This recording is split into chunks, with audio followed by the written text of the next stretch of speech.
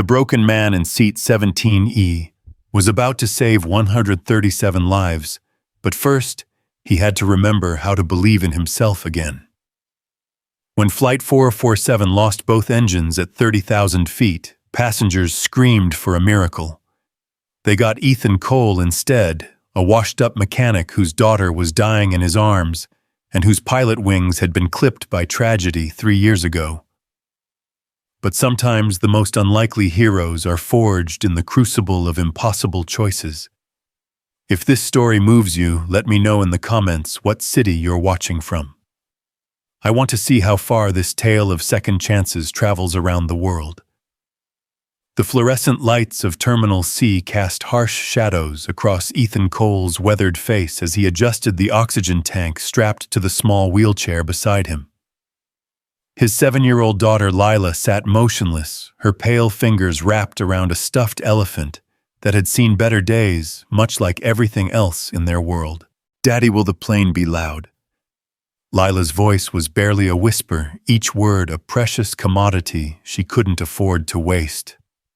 Ethan knelt beside her wheelchair, his calloused hands that once commanded million-dollar fighter jets, now gentle as he tucked a strand of blonde hair behind her ear. "Not too loud, sweetheart. And if it gets scary, you just squeeze Mr. Peanuts and think about the beach house Grandma promised us, okay? The beach house that would never come. The grandmother who'd stopped returning their calls 6 months ago, when the medical bills started piling up like autumn leaves. But Lila didn't need to know that. Not yet.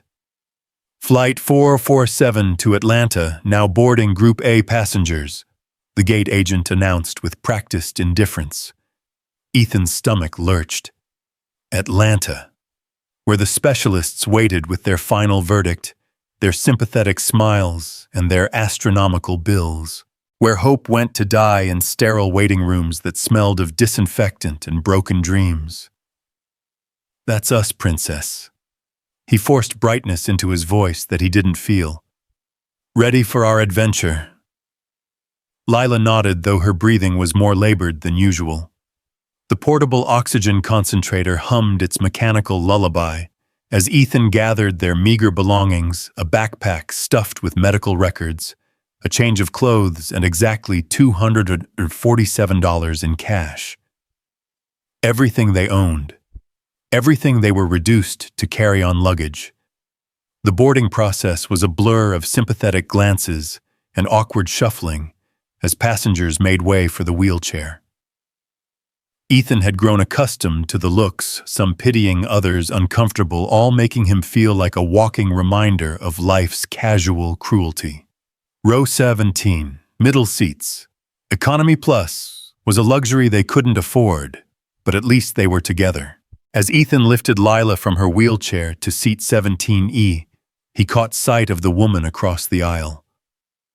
Even in the cramped confines of coach, she commanded attention. Designer suit that probably cost more than his rent, platinum jewelry, catching the cabin lights, fingers dancing across a tablet with the confidence of someone who owned the world, or at least several pieces of it. Victoria Hale. He recognized her from the business magazines at the doctor's office. CEO of Apex Industries, one of those tech companies that made billions from things most people didn't understand. Forbes had called her the Iron Lady of Innovation just last month. Their eyes met for a split second. Hers were storm cloud gray, intelligent and calculating, but carrying something else, a weariness that money couldn't mask. She looked away quickly, returning to her tablet, as if the brief human connection had been an unwelcome intrusion. "Daddy, she looks sad," Lila whispered, following his gaze. "Some people carry their troubles differently, sweetheart." Victoria's fingers had stopped moving across her screen. Ethan wondered if she'd heard them, but her expression remained carefully neutral. "Ladies and gentlemen, welcome aboard Flight 447 with service to Atlanta." The flight attendant began her safety demonstration. "Please ensure your seatbacks and tray tables are in their upright and locked position." Ethan helped Lila with her seatbelt, the simple act triggering a flood of memories he'd spent 3 years trying to suppress. Other seatbelts in other aircraft. The familiar weight of a flight suit, the precise choreography of pre-flight checks, the addictive rush of controlling something powerful and dangerous and beautiful. Before everything went wrong. Before Captain Ethan Cole became just another casualty of war, not from enemy fire, but from the weight of decisions that haunted sleeping and waking hours alike. "Sir." A flight attendant appeared beside him. "I notice your daughter has medical equipment. Do you need any assistance securing it for takeoff?" "We're fine, thank you." Ethan's response was automatic, practiced. They'd made this trip 4 times in the past year, each journey to Atlanta, carrying less hope than the last. The woman her name tag read Jennifer smiled kindly. "Well, if you need anything during the flight, please don't hesitate to ask. We're here to help." As she moved on, Ethan caught Victoria glancing their way again. This time her expression was different, curious rather than dismissive. When she realized he'd noticed, she shifted in her seat and raised her tablet like a shield. The engines spooled up with a familiar whine that sent both comfort and anxiety racing through Ethan's chest. Lila's hand found his small and cold, despite the cabin's warmth. "Tell me about flying Daddy," she said, her ritual request whenever they traveled. "Well," Ethan began, his voice taking on the storyteller's cadence she loved. "Planes are just really big metal birds. They need speed to find their wings, height to find their courage, and wind to find their way home. Like you used to do." The question hung in the recycled air between them. Lila knew he'd been a pilot once, but the details remained safely locked away. Some stories were too heavy for small shoulders to carry. "Something like that." He squeezed her hand. "But now I build things instead of flying them.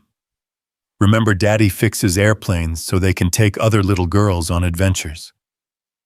It wasn't entirely a lie. He did work at the aviation maintenance facility at Charlotte Douglas when they had work for him. Mostly he swept floors and fetched tools for younger men who spoke of flying with the same passion he'd once known. Men who still believed in happy endings. The plane pushed back from the gate with a gentle lurch. Through the small window, Ethan watched the ground crew in their choreographed dance, each person playing their part in the miracle of metal and momentum that kept these aluminum tubes in the sky. Victoria had lowered her tablet and was staring out her own window. Her reflection in the glass looked younger, somehow vulnerable, in a way her public persona never allowed. "Daddy, what's that lady thinking about?" Lila's voice was getting drowsy. The medication made her sleepy, especially during travel. Ethan studied Victoria's profile. "I don't know, Princess. Maybe she's thinking about someone she misses. Like how you think about Mommy." The question hit him like turbulence, unexpected and jarring. Lila rarely mentioned Sarah anymore, as if sensing that the subject brought him pain. But sometimes in moments like this, when the world felt suspended between earth and sky, memories had a way of surfacing unbidden. "Yeah," he managed. "Something like that." Sarah had been gone for 2 years now. Cancer swift and merciless, taking her before any of them were ready to say goodbye. She'd been the strong one, the believer, the woman who'd convinced a hotshot Air National Guard pilot that love was worth the risk of loss. She'd been wrong about that last part, but Ethan couldn't bring himself to resent her optimism. It had given them Lila after all.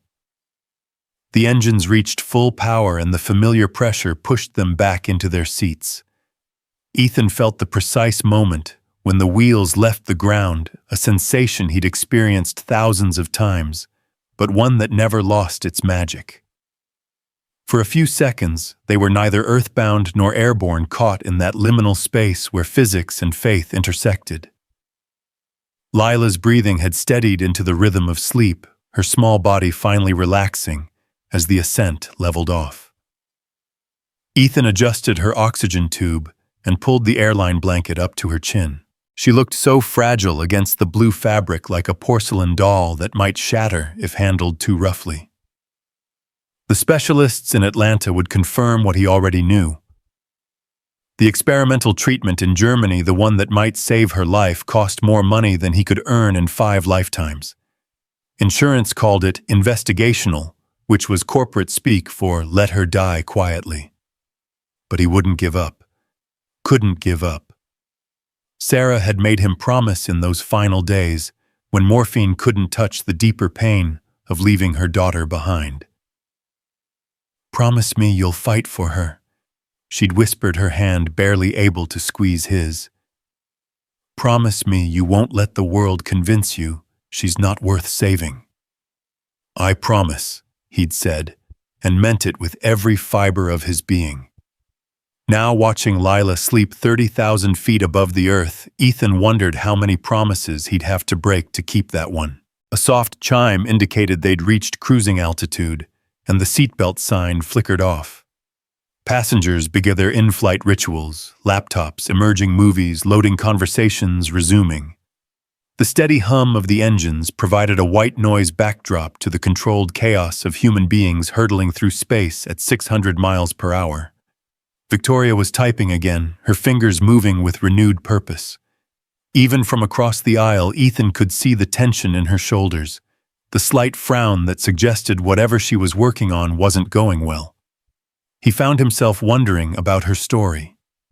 What drove someone to achieve such heights of success? What kept them working when they clearly had more money than they could spend in a lifetime? What made them sad in first-class hotels and private jets? "Excuse me." The voice startled him from his reverie. Jennifer, the flight attendant, was standing in the aisle again. "I'm sorry to bother you, but the captain would like to know if your daughter's oxygen equipment is properly secured. We're experiencing some minor turbulence ahead." Ethan frowned. The flight had been smooth as glass since takeoff. "It's secure. We've flown with this equipment before." "Of course. Just routine." But something in Jennifer's eyes didn't match her casual tone.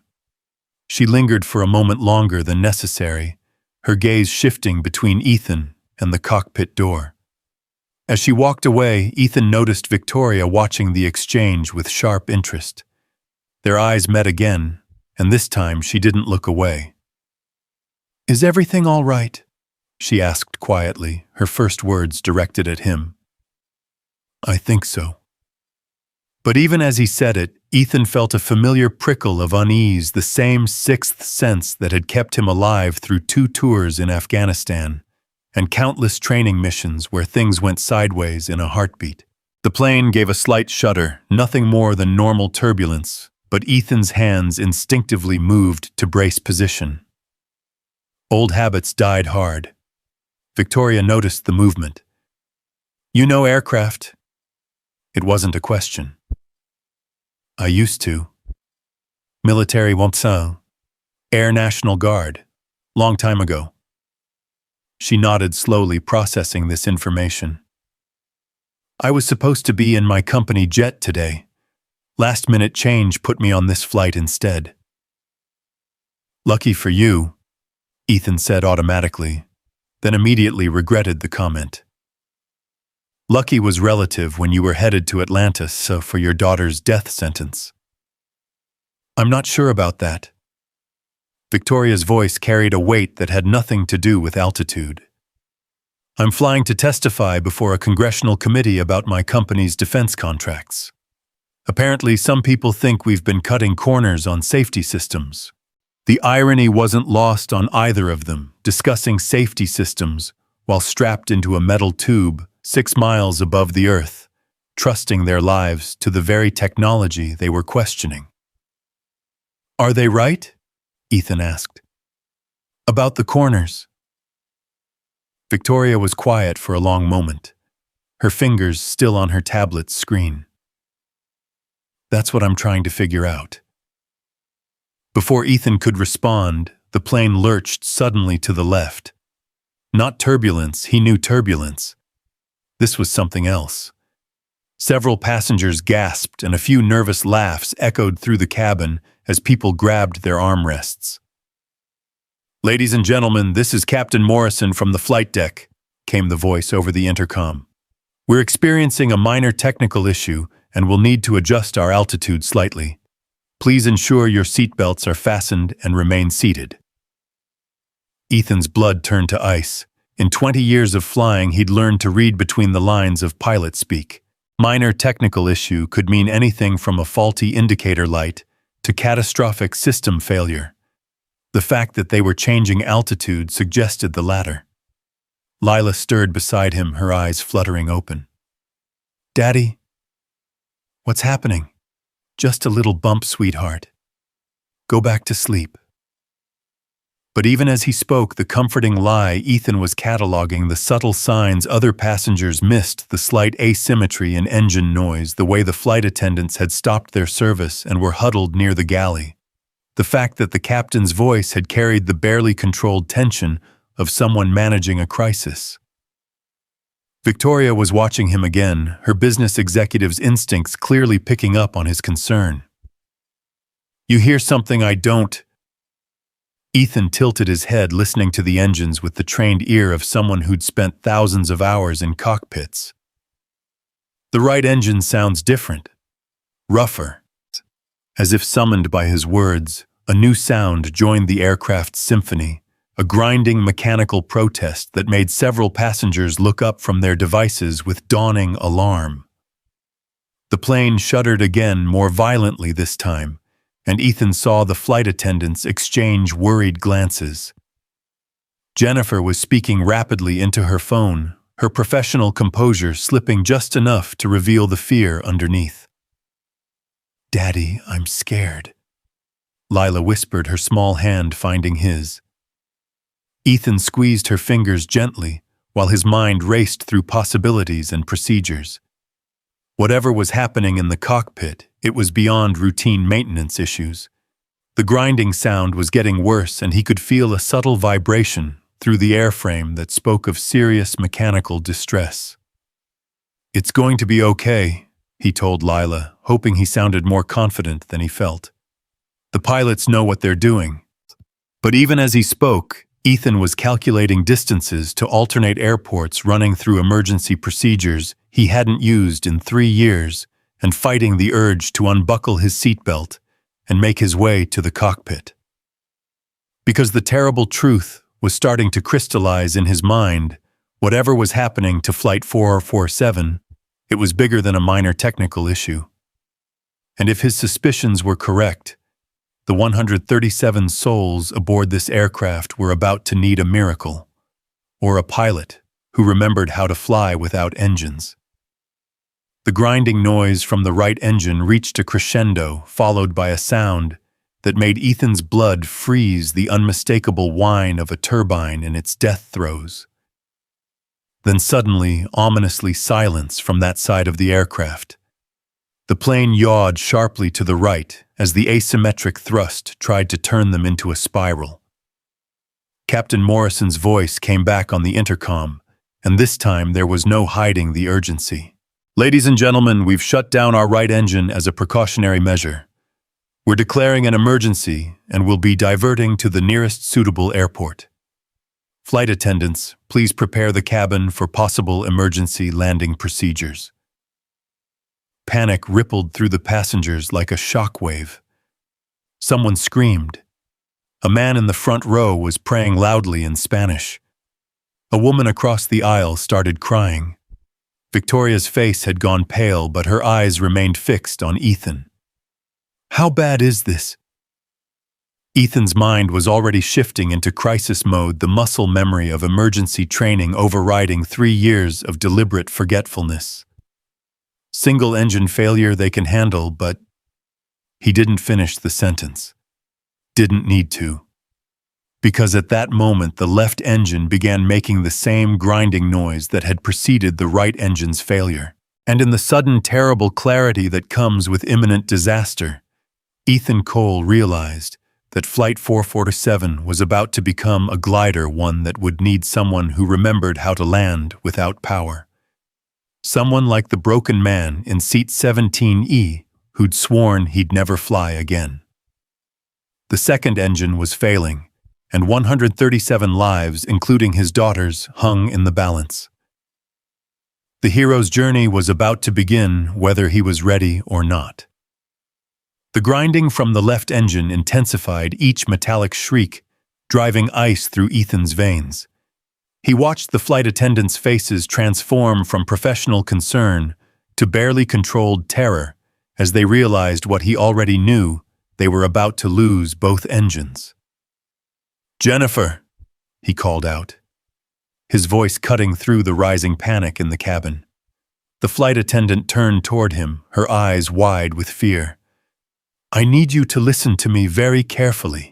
Victoria leaned across the aisle, her business instincts recognizing authority when she heard it. "What are you thinking?"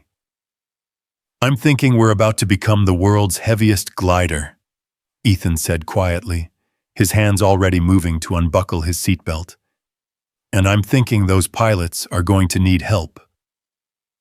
The left engine gave one final shuddering protest before falling silent. The sudden quiet was more terrifying than any noise. It meant they were now flying on momentum and prayers alone. Captain Morrison's voice crackled over the intercom again, and for the first time Ethan could hear the edge of panic creeping in. "Ladies and gentlemen, we've experienced a dual engine failure. The transmission cut off abruptly." "Daddy, what's happening?" Lila's voice was small and frightened, her oxygen machine beeping faster as her stress levels rose. Ethan knelt beside her seat, his hands gentle on her face despite the chaos erupting around them. "Listen to me, princess. Remember what I told you about planes being big metal birds?" She nodded, tears forming in her blue eyes. "Well, sometimes birds have to glide to find the perfect place to land. And Daddy knows all about helping birds find their way home." He kissed her forehead, tasting salt from her tears. "I need you to be brave for me, okay? Can you do that? Are you going to fly the plane, Daddy?" The question hit him like a physical blow. In her innocent way, Lila had cut straight to the hard heart of what he was considering and what terrified him most. "I'm going to try to help," he said finally. Jennifer had made her way over her professional training, warring with human terror.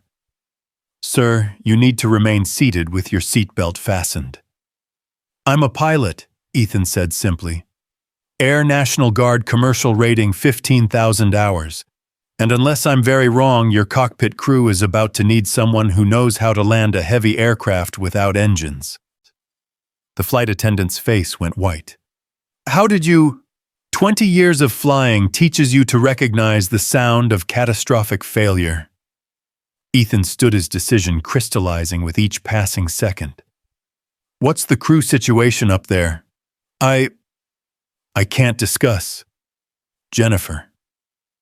His voice carried the quiet authority of someone accustomed to making life or death decisions. "We don't have time for protocols. How many pilots do you have, conscious and functional?" The young woman's composure finally cracked.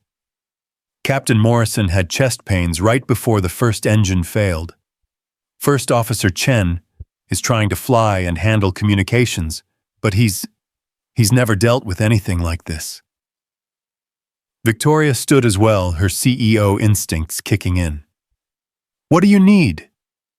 Ethan looked between the two women, his mind already shifting into the crisis management mode he'd hoped never to use again. "I need you," he said to Victoria, "to keep an eye on Lila. Make sure her oxygen stays connected and her levels stay stable." He turned to Jennifer. "And I need you to get me to that cockpit." "Sir, I can't authorize." "Then get me someone who can." Ethan's voice carried steel now. "Because in about 10 minutes, when we've lost enough altitude and airspeed, your first officer is going to have to attempt an emergency landing that he's never trained for in an aircraft that's essentially a very expensive paperweight. Do you want to explain to 137 families why you followed protocol instead of accepting help?" Jennifer's hand went to her phone, speed dialing the cockpit. The conversation was brief and urgent, conducted in the shorthand of crisis communication. When she hung up, her face was grim. "They want to know your credentials. Captain Ethan Cole, 145th Airlift Wing, North Carolina Air National Guard. Commercial multi-engine rating with type ratings for C-130 DC-10 and Boeing 737 through 767 series. Instructor pilot qualification." The words came automatically, a recitation from a life he'd tried to forget. "Tell them I was the pilot who landed the damaged transport in Kandahar with 43 wounded aboard and only one engine." Victoria's eyebrows rose. She'd obviously heard that story. It had made international news 3 years ago. Jennifer relayed the information, and this time the response was immediate. "They want you up there now." Ethan knelt beside Lila one more time. His daughter's breathing was labored, whether from fear or her condition he couldn't tell. "I have to go help the other pilots now, sweetheart." "Like you helped those soldiers?" Lila's question showed she understood more about his past than he'd realized.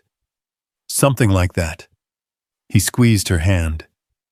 "This nice lady is going to stay with you, okay?" Victoria had already moved into the seat beside Lila, her tablet forgotten. "What's your name, sweetheart?" "Lila. Are you really going to take care of me?" "I am." Victoria's voice was surprisingly gentle. "And your daddy is going to make sure we all get home safely." Ethan met Victoria's eyes over Lila's head. In that moment, something passed between them, an understanding that transcended their different worlds. She was trusting him with her life. He was trusting her with something infinitely more precious. "If something happens," he began. "Nothing's going to happen," Victoria said firmly. "You're going to land this plane, and we're all going to walk away from this." "How can you be so sure?" Her smile was small but genuine. "Because heroes don't get second chances just to waste them." The walk to the cockpit felt like a journey through a nightmare. Passengers were crying, praying, holding each other. Some were on their phones trying to reach loved ones. Others sat in stunned silence, processing the reality that they might be living their final moments. A middle-aged businessman grabbed Ethan's arm as he passed. "Are you going to save us?" The question was raw, desperate, stripped of all pretense. Ethan looked into the man's eyes and saw his own fears, reflected back the terror of leaving loved ones behind, of dying before important words were spoken, of having life end with so much left undone. "I'm going to try," Ethan said, and meant it with every fiber of his being. The cockpit door opened to reveal controlled chaos. First Officer David Chen, barely 30 years old, was juggling radio communications with air traffic control while trying to maintain airspeed and altitude. Sweat beaded on his forehead despite the cool air conditioning. In the captain's seat, an older man was conscious, but clearly in distress, his face gray with pain and exertion. "Captain Morrison?" Ethan asked. "That's me." Morrison's voice was strained. "You the National Guard pilot?" "Yes, sir. What's your situation?" Both engines flamed out within 3 minutes of each other. "We're at 28,000 feet, losing altitude at approximately 1,500 feet per minute. Nearest suitable airport is Greensboro, about 40 miles southwest." Ethan's mind immediately began calculating. 40 miles current altitude rate of descent. They might have enough energy to make it, but it would be close. Very close. "Any idea of what caused the dual failure?" Chen looked up from his radio. "Negative. Both engines were running normally, then the right side started showing temperature spikes and vibration. We shut it down per procedure, then the left side went to hell 30 seconds later." Ethan studied the instrument panel, his trained eyes taking in the cascade of warning lights and alarm messages. After 3 years away from the cockpit, it was like riding a bicycle. The knowledge was still there, muscle memory waiting to be awakened. Have you declared emergency? Yes, sir. ATC has cleared all traffic and given us direct routing to Piedmont Triad. Emergency crews are standing by. Morrison spoke up, his voice tight with pain. I need you to know Cole Chen here is a good pilot, but he's never dealt with anything like this. His training was all simulator work. Ethan nodded, understanding the subtext. In a crisis like this, experience mattered more than perfect technique. Chen had the book knowledge. Ethan had landed aircraft under impossible conditions when the book went out the window. What do you need from me, Captain? I need you to take the left seat and bring this bird home. The words hit Ethan like a physical blow. Taking command of an aircraft meant accepting responsibility for 137 lives. It meant trusting himself to make decisions that would either save everyone aboard or add his name to a very short, very tragic list of pilots who'd attempted dead-stick landings in heavy aircraft. Sir, I haven't flown commercial aircraft in 3 years. My certification is still valid according to the FAA database, Chen interrupted, having pulled up Ethan's records on his tablet. Current medical current ratings. You're legal to act as pilot in command. Morrison grimaced as another wave of pain hit him. Besides, legal doesn't matter much when we're all about to become lawn darts. What matters is experience, and you've got more dead stick time than anyone I know. Ethan's hands were already moving toward the controls, muscle memory overriding conscious thought. The yoke felt familiar in his hands, the weight and balance of the aircraft speaking to him through stick and rudder. Okay, he said quietly. Chen, I need you to handle all communications with ATC and the cabin crew. Keep them informed but calm. Morrison, if you're able, I need you to run checklists and monitor systems. What about passengers? Chen asked. Ethan thought of Lila's face, of Victoria's steady presence beside her, of the businessman's desperate question. Tell them we're working the problem, and we'll have more information soon. Nothing more. He took a deep breath and keyed the intercom. Ladies and gentlemen, this is Captain Cole speaking from the flight deck. I'm a pilot with extensive experience in emergency procedures, and I'm now assisting your flight crew. We are currently en route to Piedmont Triad Airport in Greensboro, where we will be conducting an emergency landing.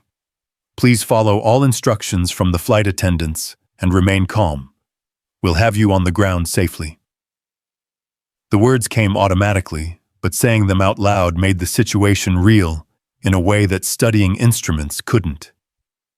He was now responsible for bringing this aircraft down safely, and failure wasn't an option. Current altitude, he asked Chen. 25,800 feet and descending. Ethan did quick calculations in his head. They had perhaps 15 minutes before they'd be forced to attempt landing, ready or not. 15 minutes to set up an approach to an airport he'd never landed at in an aircraft configuration he'd only practiced in simulators with the lives of 137 people depending on his rusty skills. What's our current airspeed? 240 knots, but decreasing. How slow can we go without stalling? Ethan consulted the aircraft's performance charts. In this configuration with flaps up, we need to maintain at least 180. But the slower we go, the steeper our descent angle. It's a balancing act. Through the cockpit windows, he could see the North Carolina landscape stretching out below them, rolling hills, forests, small towns, whose inhabitants had no idea that death was silently gliding overhead. The afternoon sun cast long shadows across the countryside, and for a moment Ethan was struck by the terrible beauty of it all. There, Chen pointed to a cluster of lights on the horizon. Greensboro. Ethan adjusted their heading slightly, feeling the aircraft respond to his inputs.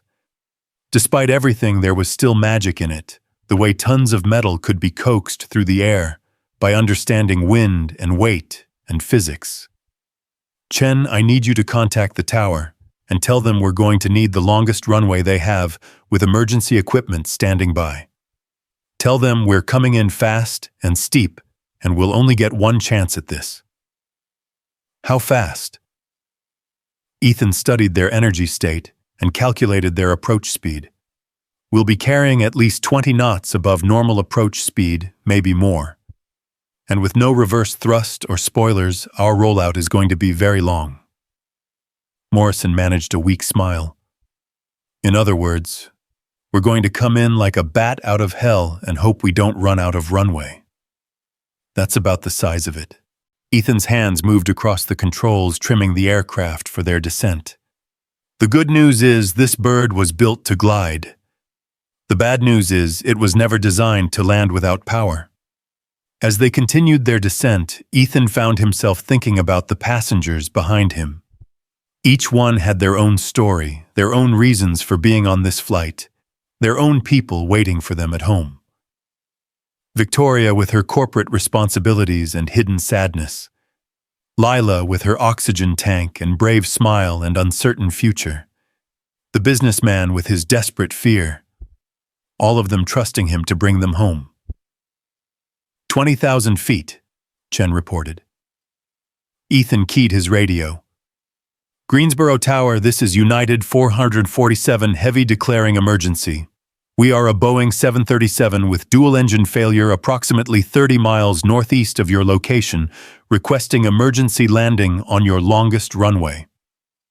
The tower's response was immediate and professional. "United 447 Greensboro Tower copies your emergency. Runway 5 left is available 10,000 feet long. Wind is currently light and variable.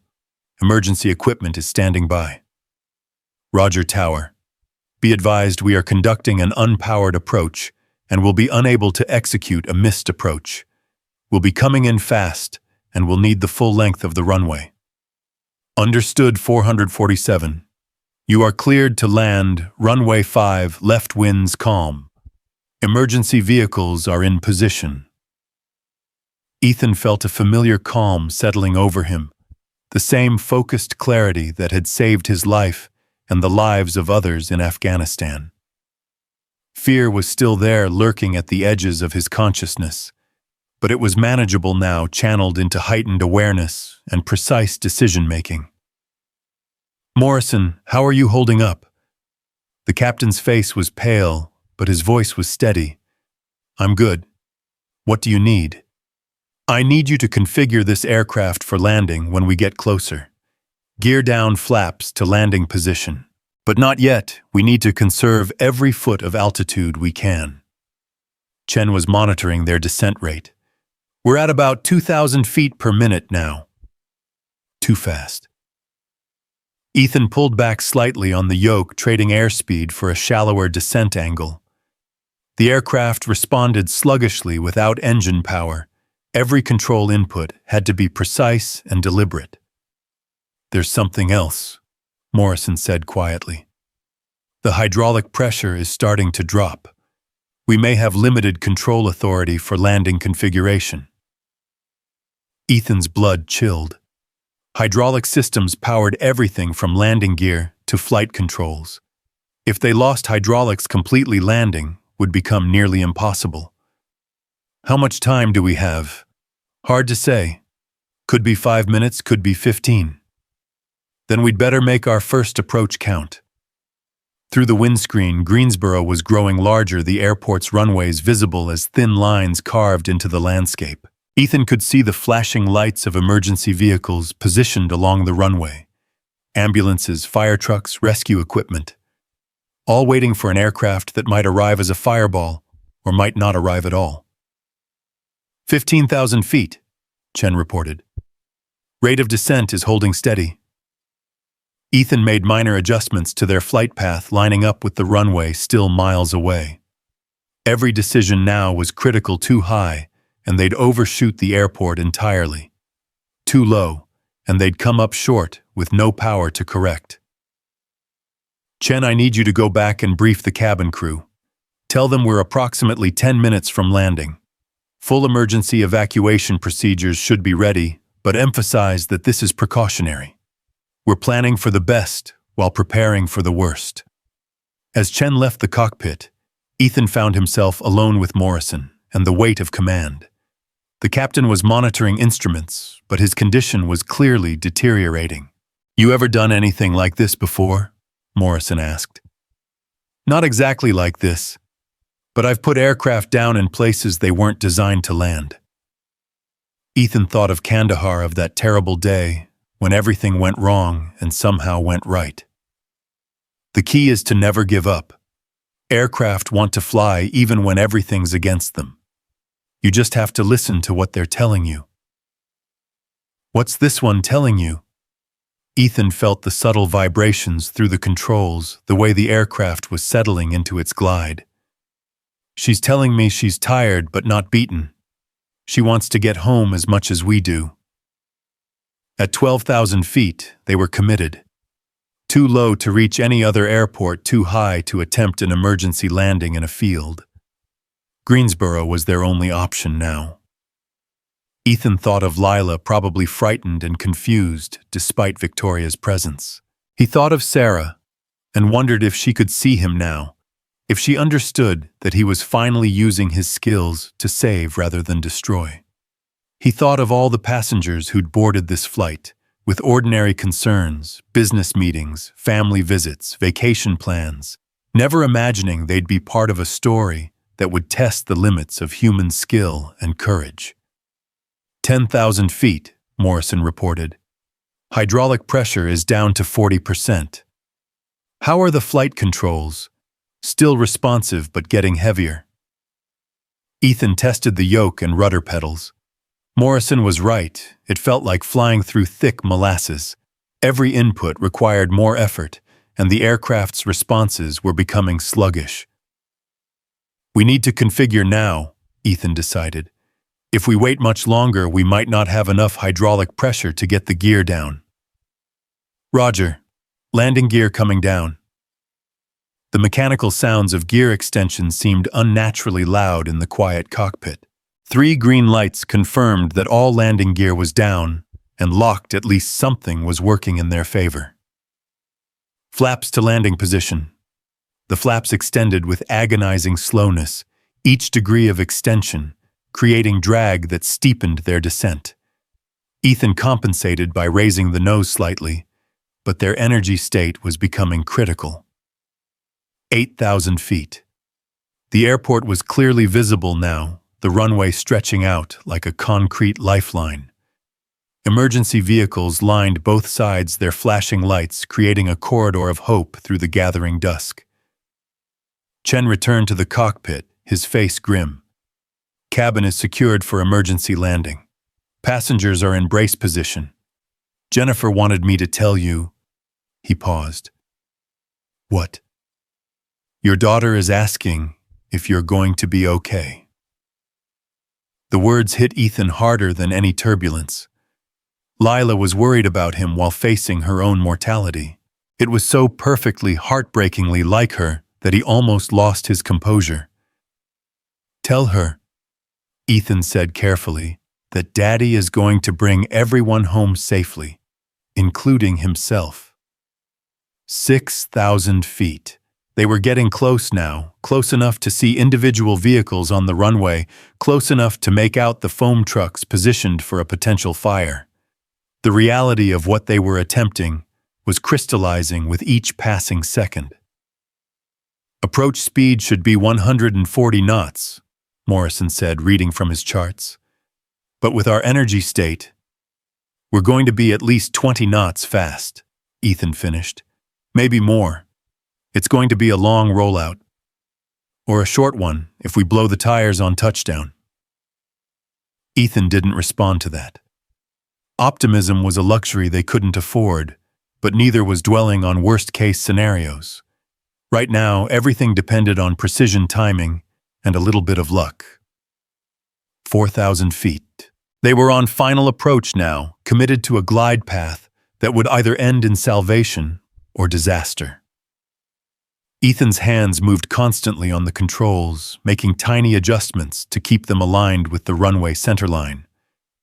"Tower United 447 is on final approach runway in sight," Roger 447, you are cleared to land. Wind is calm. Emergency equipment is standing by. 3,000 feet. The runway was growing larger in the windscreen, the numbers becoming visible. Ethan could see people gathered at the terminal, probably airport employees and passengers from other flights, all watching to see if the impossible was about to become reality. Hydraulic pressure is down to 20%, Morrison reported. Controls are getting very heavy, Ethan acknowledged. It now took significant physical effort to move the yoke, and he could feel sweat beading on his forehead, despite the cool cabin temperature. 2,000 feet. The aircraft was fighting him now, wanting to settle into a steep descent that would bring them down short of the runway. Ethan pulled back on the yoke, using every ounce of altitude to stretch their glide. "We're going to make it," Chen said, though his voice carried more hope than certainty. "We're going to make it," Ethan agreed, and for the first time since this crisis began, he actually believed it. 1,000 feet. The runway threshold was rushing toward them now, the ground coming up fast. Ethan could see the emergency crews could almost make out individual faces behind the windshields of fire trucks and ambulances. 500 feet. The aircraft was completely in ground effect, now the Earth's influence helping to cushion their descent. Ethan felt the subtle change in the controls, the way the aircraft wanted to float just above the runway surface. "Almost there," Morrison breathed. 200 feet. 100. 50. The main landing gear touched down with a solid thump, followed immediately by the nose gear. They were down, but not safe, not yet. Without reverse thrust or spoilers, they were rolling down the runway at nearly 200 miles per hour, with only wheel brakes to slow them down. Ethan stood on the brake pedals, feeling the aircraft shudder as the wheels fought for traction. The runway was flashing past the windscreen, the far end approaching with terrifying speed. "Come on," he whispered, willing the aircraft to slow down. "Come on, baby, work with me here." The brakes were heating up, their effectiveness diminishing with each passing second. They were still traveling at dangerous speed, with less than half the runway remaining. And then miraculously, gradually, they began to slow. The runway end that had seemed to be rushing toward them with inevitable certainty began to grow more distant. The airspeed indicator showed decreasing numbers: 150 knots, 180-60. They rolled to a stop with perhaps 500 feet of runway remaining. For a moment the cockpit was absolutely silent, except for the sound of cooling metal and their own labored breathing. Then Morrison reached over and patted Ethan's shoulder. "Welcome back to the airline business, Captain." The silence in the cockpit stretched for what felt like an eternity before the radio crackled to life, shattering the moment of stunned disbelief. "United 447 Greensboro Tower. Outstanding job, crew. Emergency vehicles are approaching your aircraft. Are you able to taxi to the gate, or do you need assistance?"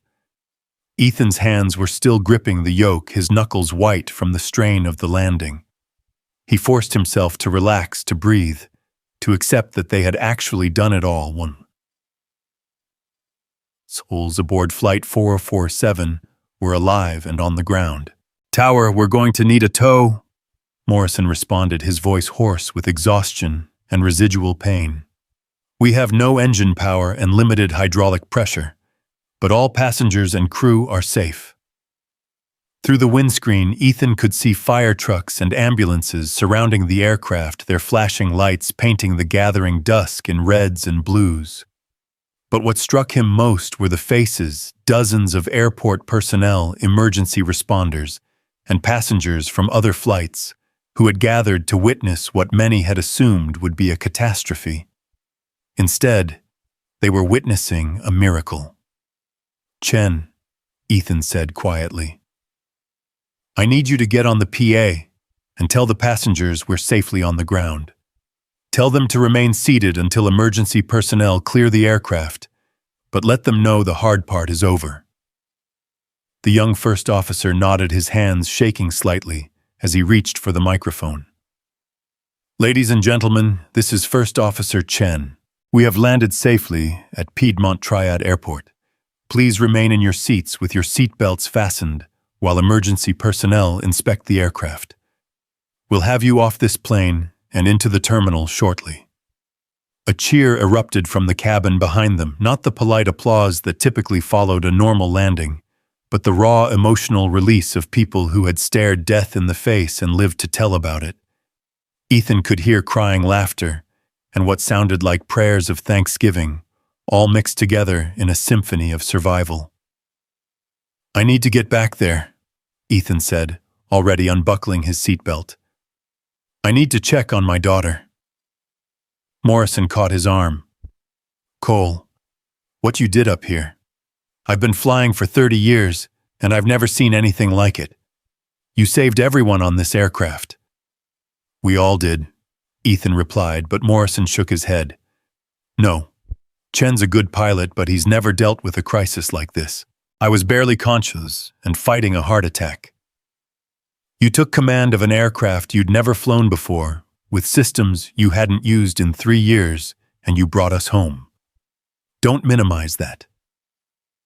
Ethan wanted to deflect the praise, to point out that luck and physics had played as much a role as skill. But the weight of what had just happened was beginning to settle on him, and he found himself thinking of Sarah, wondering if she could see him now, if she understood that he had finally found a way to use his abilities to save lives instead of taking them. The cockpit door opened, and Jennifer appeared, tears streaming down her face. "Captain Cole, the passengers. They're asking for you. They want to thank you." "I need to see my daughter first." "Of course, she's been so brave.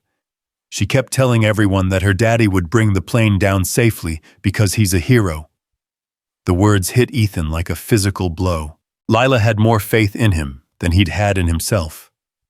Throughout this entire crisis, while he'd been battling doubt and the ghosts of past failures, his 7-year-old daughter had never questioned that he would save them all. The walk back to row 17 was surreal. Passengers reached out to touch his arm, to shake his hand, to simply make contact with the man who had brought them safely home. Their faces were wet with tears of relief and gratitude, and many were still clutching the hands of strangers who had become family in the crucible of shared terror. But all of that faded when he saw Lila. She was still in seat 17E, her oxygen tube properly positioned, her stuffed elephant clutched tight against her chest. But her eyes, those brilliant blue eyes that had inherited Sarah's capacity for unwavering faith, were fixed on him with an expression of pure love and pride. "Daddy," she called out as soon as she saw him. "You did it. You saved everyone." Victoria was still in the seat beside her, but she stood immediately as Ethan approached. Her composed business executive facade had cracked completely, revealing raw emotion underneath. "I don't know how to thank you," she said, her voice thick with unshed tears. "You saved my life. You saved all our lives." Ethan knelt beside Lila's seat, gathering his daughter into his arms as carefully as her medical equipment would allow. She felt so small and fragile against his chest, but when she spoke, her voice carried the strength of someone far older than her years. "I knew you would do it, Daddy. I told the pretty lady that you're the best pilot in the whole world." "Did you now?" Ethan managed his throat tight with emotion. "Uh-huh. And I told her about how you saved all those soldiers that one time, and how Mommy said you're a real hero, even if you don't think so." Victoria was watching this exchange with something that looked like wonder. She never stopped believing in you, not for a single moment. Even when the engine stopped and everyone was scared, she just kept saying, "My daddy will fix it." "And he did," Lila added triumphantly. Around them, the evacuation was beginning in earnest. Emergency personnel were moving through the cabin, checking passengers for injuries and coordinating the deplaning process. But in their small bubble of row 17, time seemed suspended. "How are you feeling, Princess?" Ethan asked, studying Lila's face for signs of distress. "Any problems with your breathing?" "I'm okay. The pretty lady helped me with my oxygen when I got scared, and she told me stories about her work to keep me from thinking about the scary noises." Ethan looked up at Victoria with new appreciation. "Thank you. I don't know how to express what it means to me that you took care of her." "She took care of me too," Victoria said softly. "She reminded me what courage looks like." Before Ethan could respond, a voice cut through the cabin noise. "Excuse me, is Captain Cole here?" They turned to see a tall woman in a paramedic's uniform approaching their row. Behind her was a man with a video camera and a woman holding a microphone, clearly news media, who had somehow gained access to the aircraft. "Sir, I'm Sarah Martinez with Channel 9 News. The whole world is calling what you did here a miracle. How does it feel to have saved 137 lives?" Ethan instinctively moved to shield Lila from the camera. The last thing he wanted was his daughter's medical condition broadcast to the world, turning their private struggle into public spectacle. "Please," he said firmly. "Not here. Not in front of my daughter." The reporter seemed taken aback by his refusal, but Victoria stepped forward, her CEO instincts taking over. "This man just performed one of the most incredible feats of airmanship in aviation history," she said, her voice carrying the authority of someone accustomed to controlling narratives. "If you want a statement, you can arrange for a proper interview later. Right now, these passengers need medical attention and time to process what they've been through." The reporter looked like she wanted to argue, but something in Victoria's tone brooked no disagreement. As the news crew reluctantly moved away, Ethan found himself studying this woman who had so readily stepped into the role of protector. "You didn't have to do that," he said. "Yes, I did. That's your daughter, and this is her moment with her father. The world can wait." The paramedic, meanwhile, was checking Lila's vital signs and oxygen levels. "Everything looks good," she reported. "Heart rate is elevated, but stable oxygen saturation is within normal parameters for her condition. You did a great job keeping her calm." "That was all her," Ethan said, stroking Lila's hair. "She's the bravest person I know." "Can we go home now, Daddy?" Lila asked. "I don't want to go to Atlanta anymore. I just want to go home with you." The question hung in the air like a physical presence. Home meant their tiny apartment in Charlotte, where medical bills covered the kitchen table and hope felt like a luxury they couldn't afford. Atlanta meant specialists and experimental treatments, and the slim chance that his daughter might live to see her 8th birthday. But looking at her now, seeing the trust and love in her eyes, Ethan realized that maybe hope wasn't about medical procedures and scientific breakthroughs. Maybe it was about moments like this, moments when love proved stronger than fear, when faith triumphed over despair, when ordinary people discovered they were capable of extraordinary things. "We'll figure it out, Princess," he said finally. "We'll figure it all out." The deplaning process took nearly 2 hours. Each passenger was checked by medical personnel, interviewed by investigators, and processed through a makeshift triage area that had been set up in the terminal. Ethan found himself separated from Lila during much of this, pulled aside for debriefings with FAA officials, airline representatives, and what seemed like an endless parade of people who wanted to understand exactly how Flight 447 had survived. Through it all, Victoria stayed with Lila, somehow managing to navigate the bureaucratic maze while keeping the little girl comfortable and calm. Watching them together through the glass windows of the interview rooms, Ethan was struck by how natural they looked, the powerful CEO and the sick child finding comfort in each other's company. "Captain Cole," The voice belonged to a distinguished man in an expensive suit who had been introduced as the airline's regional director. I want you to know that what you did today was nothing short of extraordinary. We'll be conducting a full investigation, of course, but preliminary reports suggest you executed a perfect dead-stick landing under impossible conditions. The aircraft performed beautifully, Ethan replied. And First Officer Chen handled the communications flawlessly. Captain Morrison stayed in the fight despite his medical emergency. It was a team effort. Perhaps. But you were the one who took command when command was needed. You were the one who brought that aircraft home. The director paused, studying Ethan's face. I understand you've been working in maintenance. That's correct. Would you be interested in returning to the cockpit? We could fast-track your transition training, get you current on our fleet. After today, I think every airline in the country would want you as a pilot. It was the offer Ethan had dreamed of 3 years ago when his National Guard service ended, and he'd been forced to find civilian employment. The chance to return to the cockpit, to make a living doing what he loved to provide for Lila, in a way that maintenance work never could. But even as part of him thrilled at the possibility, he found himself thinking of the cost. Airline pilots traveled constantly, spending days away from home. Could he leave Lila for that long, especially now when her condition was so precarious? Could he trust that there would always be someone like Victoria to watch over her when he wasn't there? I need some time to think about it, Ethan said finally. There are other considerations. Of course. Take all the time you need. My card has my direct number. Call me when you're ready. When Ethan finally made it back to the passenger waiting area, he found Lila curled up asleep in Victoria's lap, her breathing steady and peaceful. Victoria was stroking the little girl's hair with surprising gentleness, her corporate armor completely set aside. How long has she been out?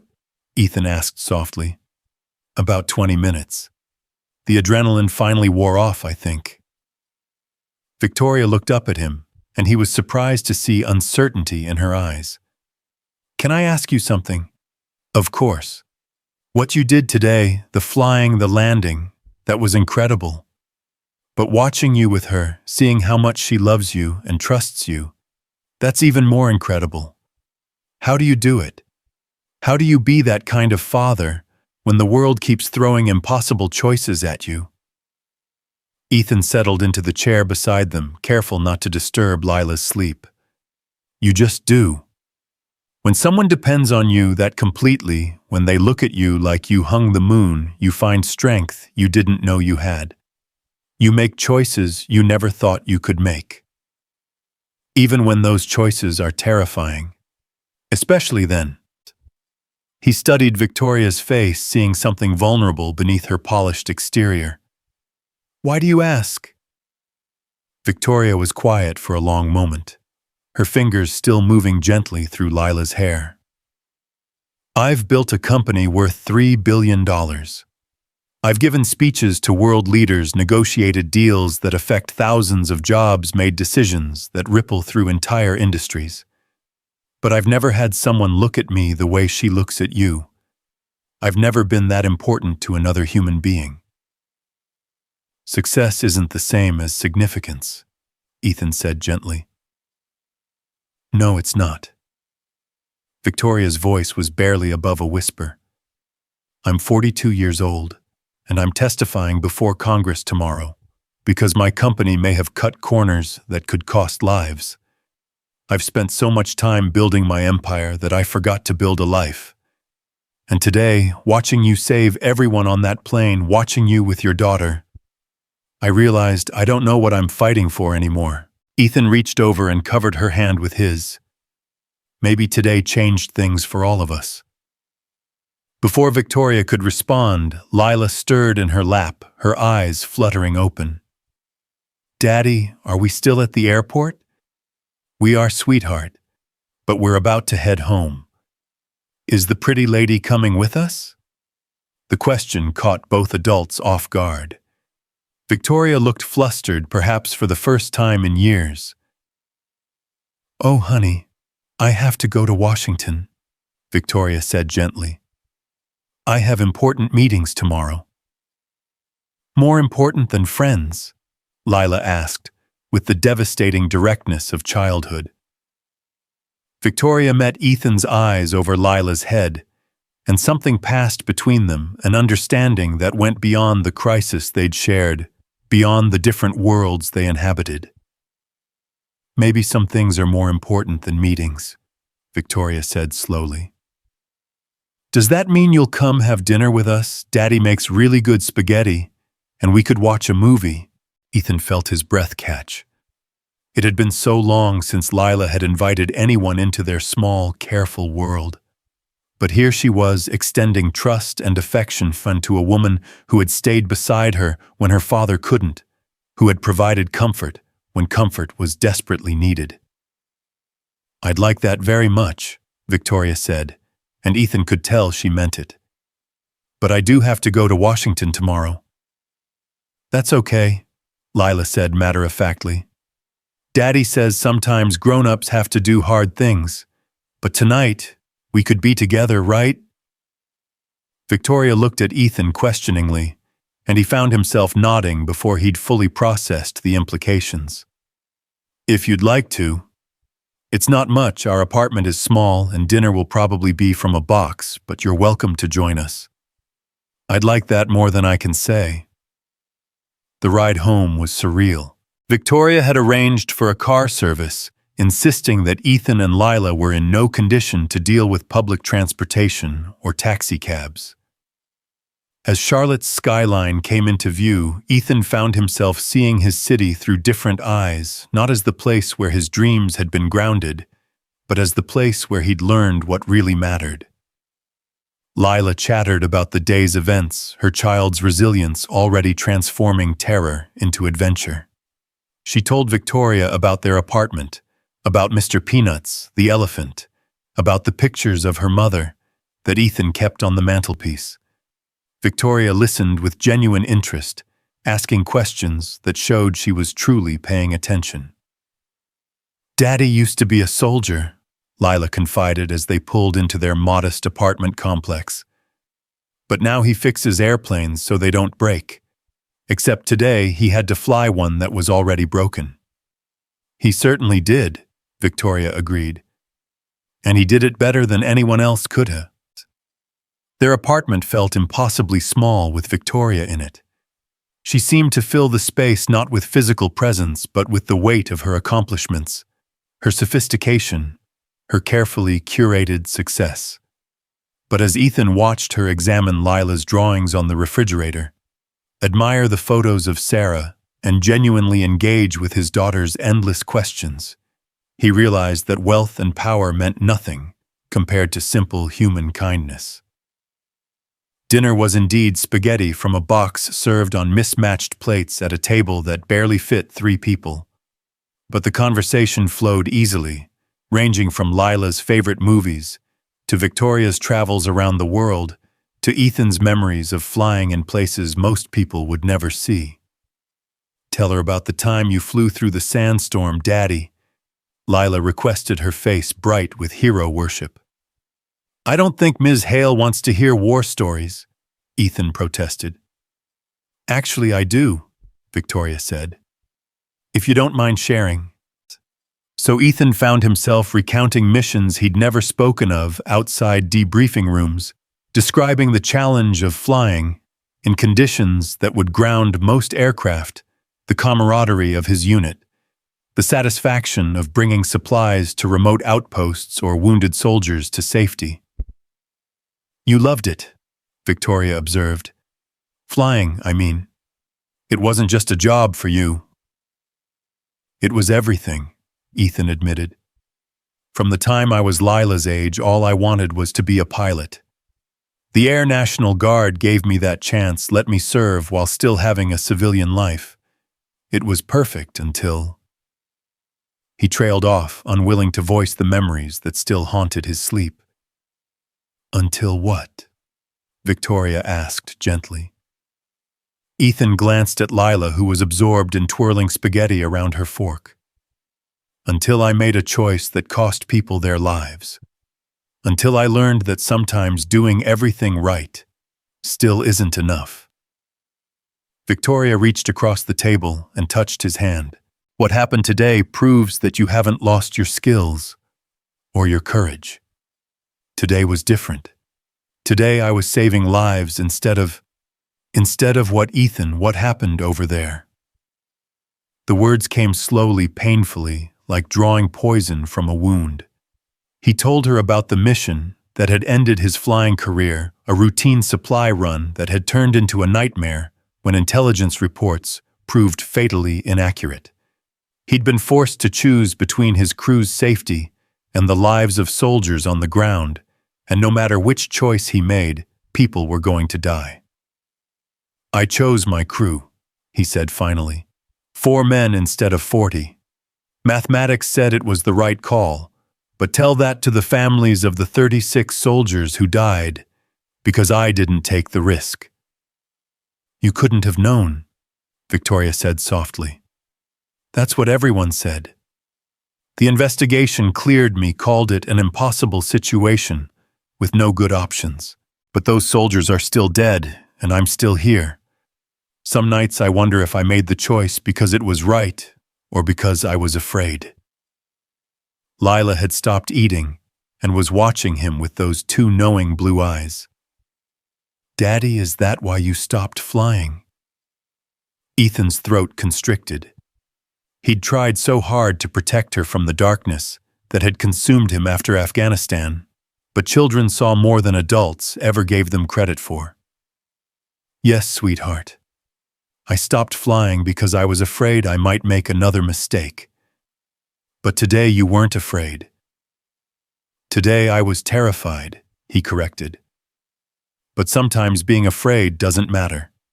Sometimes you have to do the scary thing anyway. Because people need you to, because people you love need you to. Lila nodded solemnly, processing this in the way children do, accepting complex truths with a simplicity that adults had forgotten.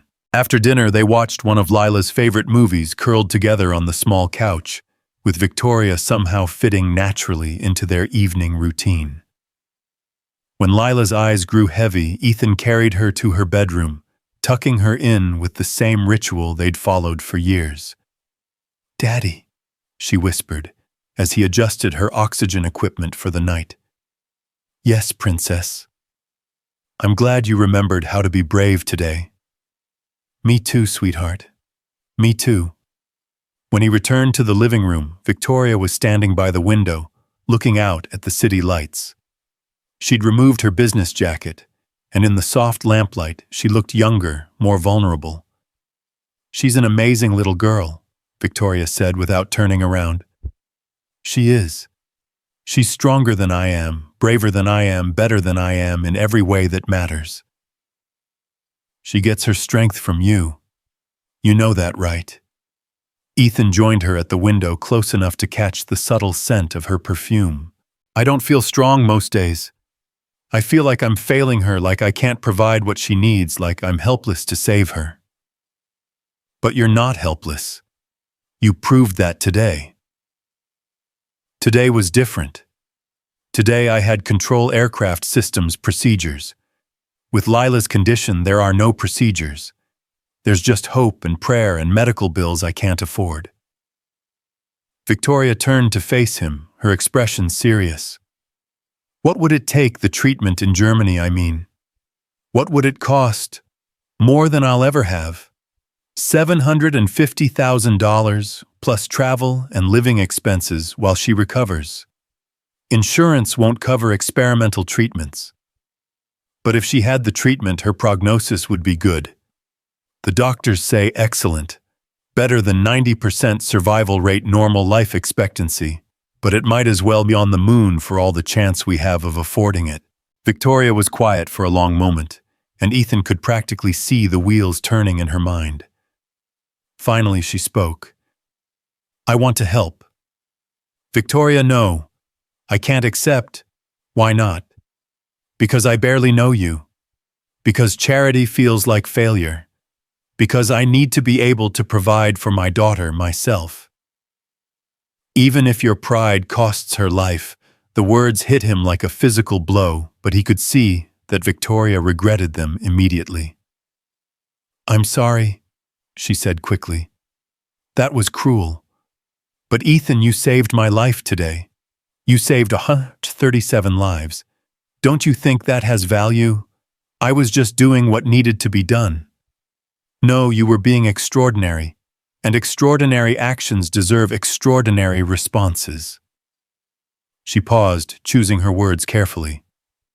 I told you I've built a company worth $3 billion, but I didn't tell you why. It started with my brother. Ethan waited, sensing that this story was important. David was 8 years younger than me, brilliant and kind and everything good in the world. When he was 16, he was diagnosed with a rare genetic condition. Treatable, but the treatment was experimental, not covered by insurance. My parents mortgaged everything, sold everything, but it wasn't enough. What happened? He died 6 months later. Died because we couldn't afford to save him. I swore that night that I would never again be powerless in the face of money. Every dollar I've earned, every deal I've made, every success I've achieved has been driven by the memory of watching my baby brother die for lack of funds. Ethan could see tears gathering in her eyes, and he understood suddenly why she'd been so determined to stay with Lila during the crisis. So when I offer to help your daughter, Victoria continued, I'm not offering charity. I'm offering purpose. I'm asking you to let me use my resources for what they were always meant, for saving a child who deserves to live. Victoria, let me do this, Ethan.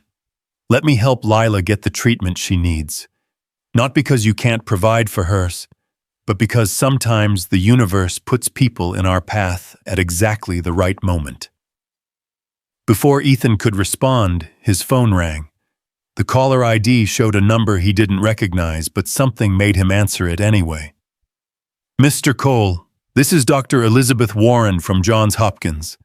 I've been following the news about Flight 447, and I understand your daughter is a patient of Dr. Martinez in Atlanta. Ethan's heart skipped. Dr. Martinez was Lila's oncologist, the one they were supposed to see tomorrow. Yes, that's correct. Dr. Martinez and I have been collaborating on pediatric cases, and she forwarded me your daughter's files. I believe I may have an alternative to the German treatment you've been considering. We're conducting a clinical trial here at Hopkins for children with Lila's condition. The treatment is fully funded, and preliminary results have been even better than the German protocol. Ethan sank into a chair, his legs suddenly weak. Are you saying... I'm saying I'd like to offer Lila a place in our trial. She fits all the criteria, and based on her medical history, I believe she'd be an excellent candidate. If you're interested, I can arrange for her evaluation as early as next week. Ethan looked at Victoria, who was watching him with growing hope and understanding. Yes, he said into the phone.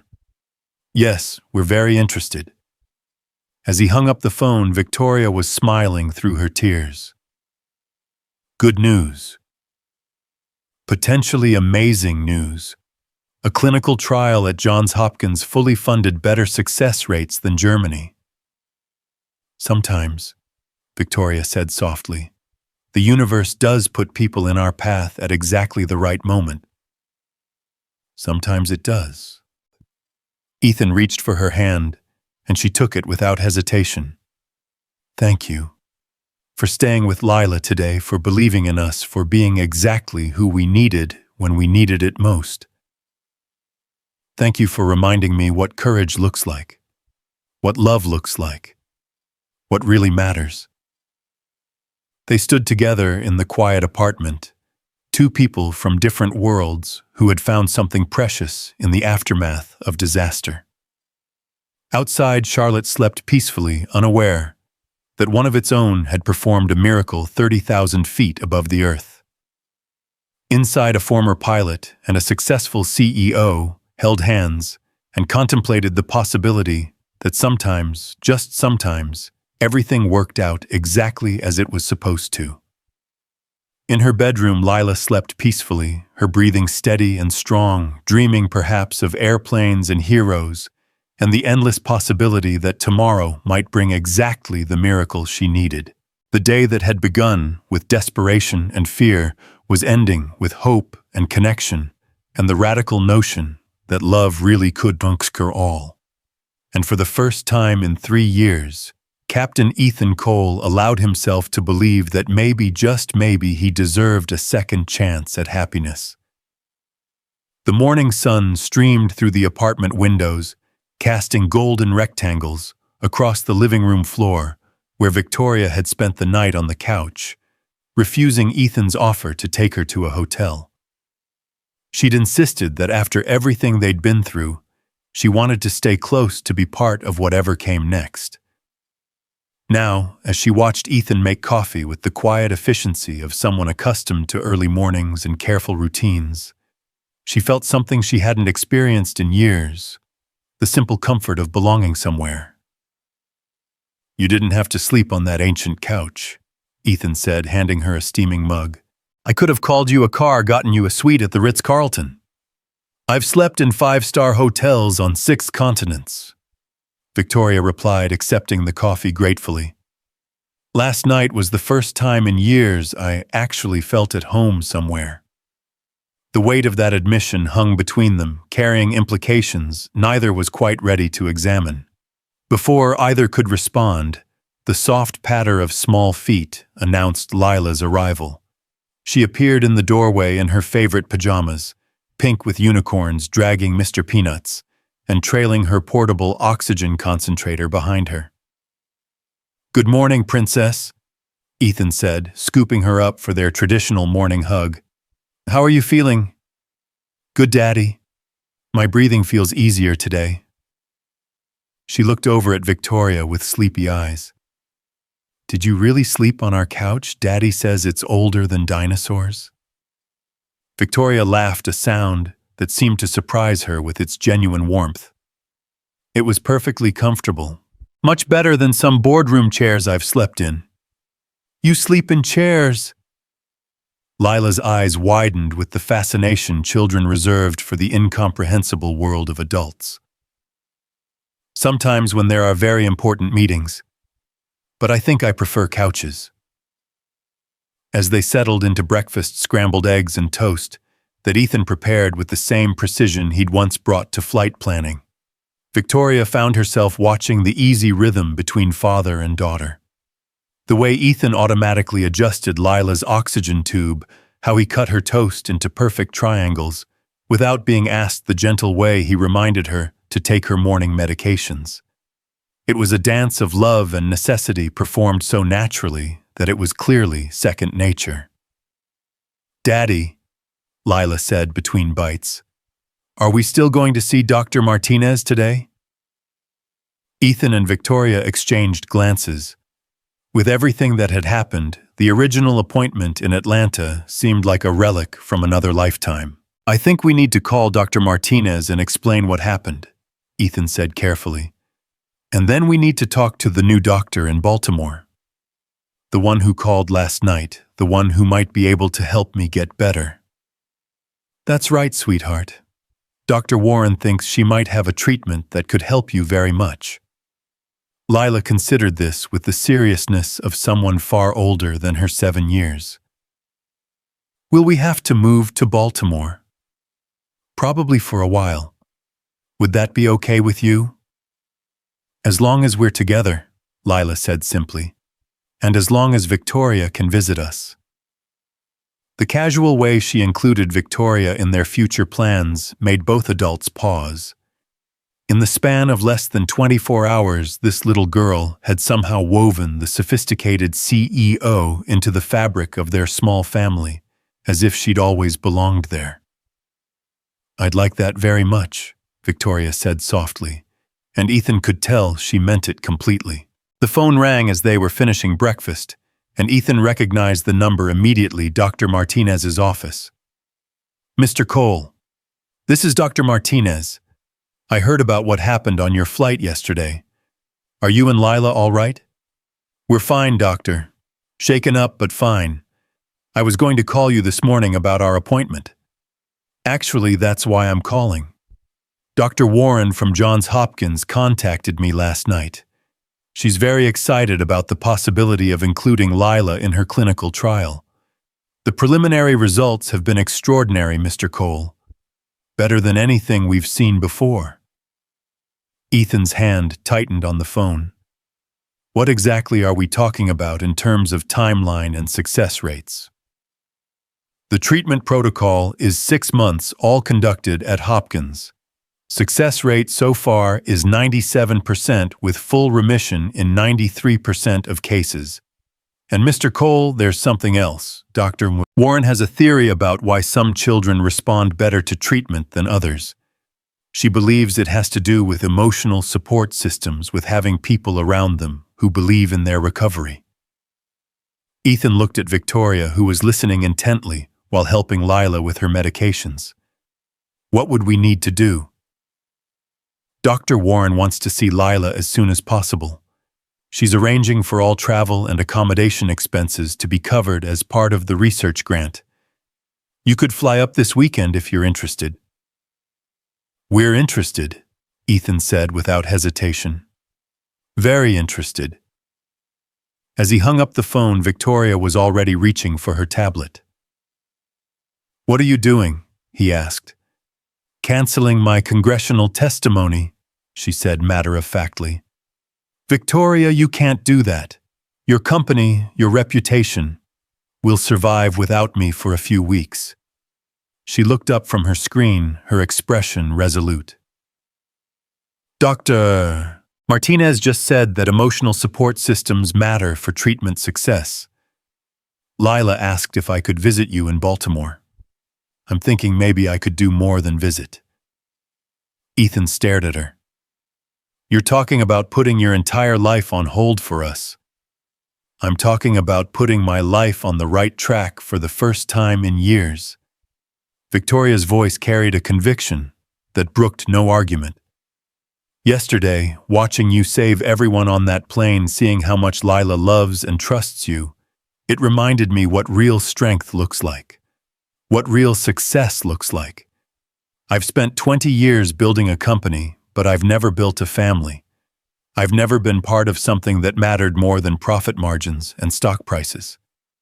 But the congressional hearing will happen with or without me.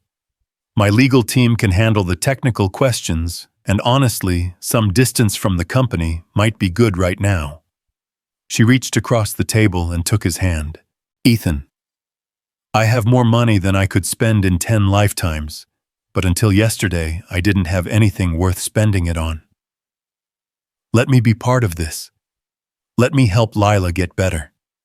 Let me be part of a family that actually means something. Before Ethan could respond, Lila's voice cut through the emotional weight of the moment. Does this mean Victoria is going to be like my new mommy? The question hung in the air like a chandelier made of crystal, beautiful, delicate, and potentially devastating if it fell. Both adults froze, unsure how to navigate the minefield of a child's innocent hope and their own complicated feelings. Sweetheart, Ethan began carefully. Victoria and we're good friends. Very good friends. But relationships are complicated, grown-up things that take time to figure out. But she loves us, right? Lila looked between them with those discerning blue eyes. I can tell. And you love her too, even if you haven't said it yet. Victoria felt her breath catch. The directness of children was simultaneously wonderful and terrifying. They saw truth that adults spent years hiding from themselves. I do love you, Victoria said to Lila, the words coming easier than she'd expected. You and your daddy both. You've shown me what family really means. And Daddy loves you too, Lila stated with complete confidence. He gets the same look Mommy used to give him when she thought he wasn't watching. Ethan felt heat rise in his cheeks. Trust his perceptive daughter to see what he'd been trying not to acknowledge himself. The truth was somewhere between Victoria's steady presence during the crisis and her gentle care of Lila and her willingness to upend her entire life for their family. He had fallen in love with her. Completely, terrifyingly, irrevocably in love. Lila's right, he said quietly, meeting Victoria's eyes. I do love you. I know it's crazy, we've known each other less than 24 hours. We come from completely different worlds, and I have nothing to offer someone like you except everything that matters, Victoria interrupted. Except courage and kindness, and the most beautiful little girl in the world, and a love that's real instead of calculated. She paused, her voice growing softer. I've had relationships, Ethan. I've dated men who looked perfect on paper, who understood my world and my ambitions.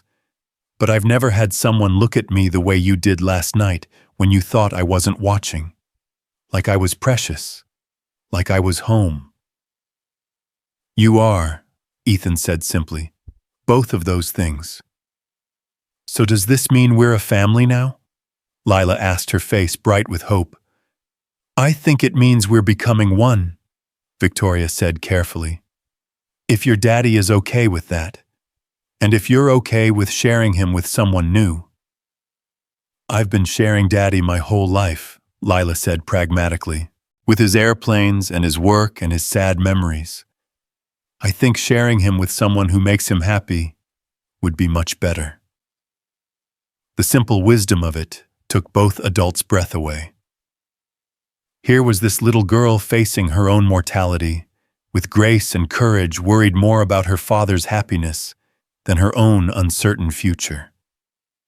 Ethan's phone buzzed with a text message breaking the emotional intensity of the moment. He glanced at it and frowned. What is it? Victoria asked. It's from Jennifer, the flight attendant from yesterday. She says there are news vans outside the apartment building. Apparently the story of Flight 447 has gone national. As if summoned by his words, there was a knock at the door, authoritative and insistent. Mr. Cole, this is Rebecca Torres from CNN. We'd like to speak with you about yesterday's heroic landing. More knocks followed in rapid succession, accompanied by voices from what sounded like multiple news outlets. Through the window, Victoria could see satellite trucks lining the street and reporters setting up equipment on the sidewalk. We can't stay here, she said immediately. They'll turn this into a circus, and Lila doesn't need that stress. But where can we go? Ethan looked around their small apartment, as if seeing it for the first time. It had been their sanctuary, their safe space, but now it felt like a trap. I have an idea, Victoria said, already reaching for her phone. But you're going to have to trust me.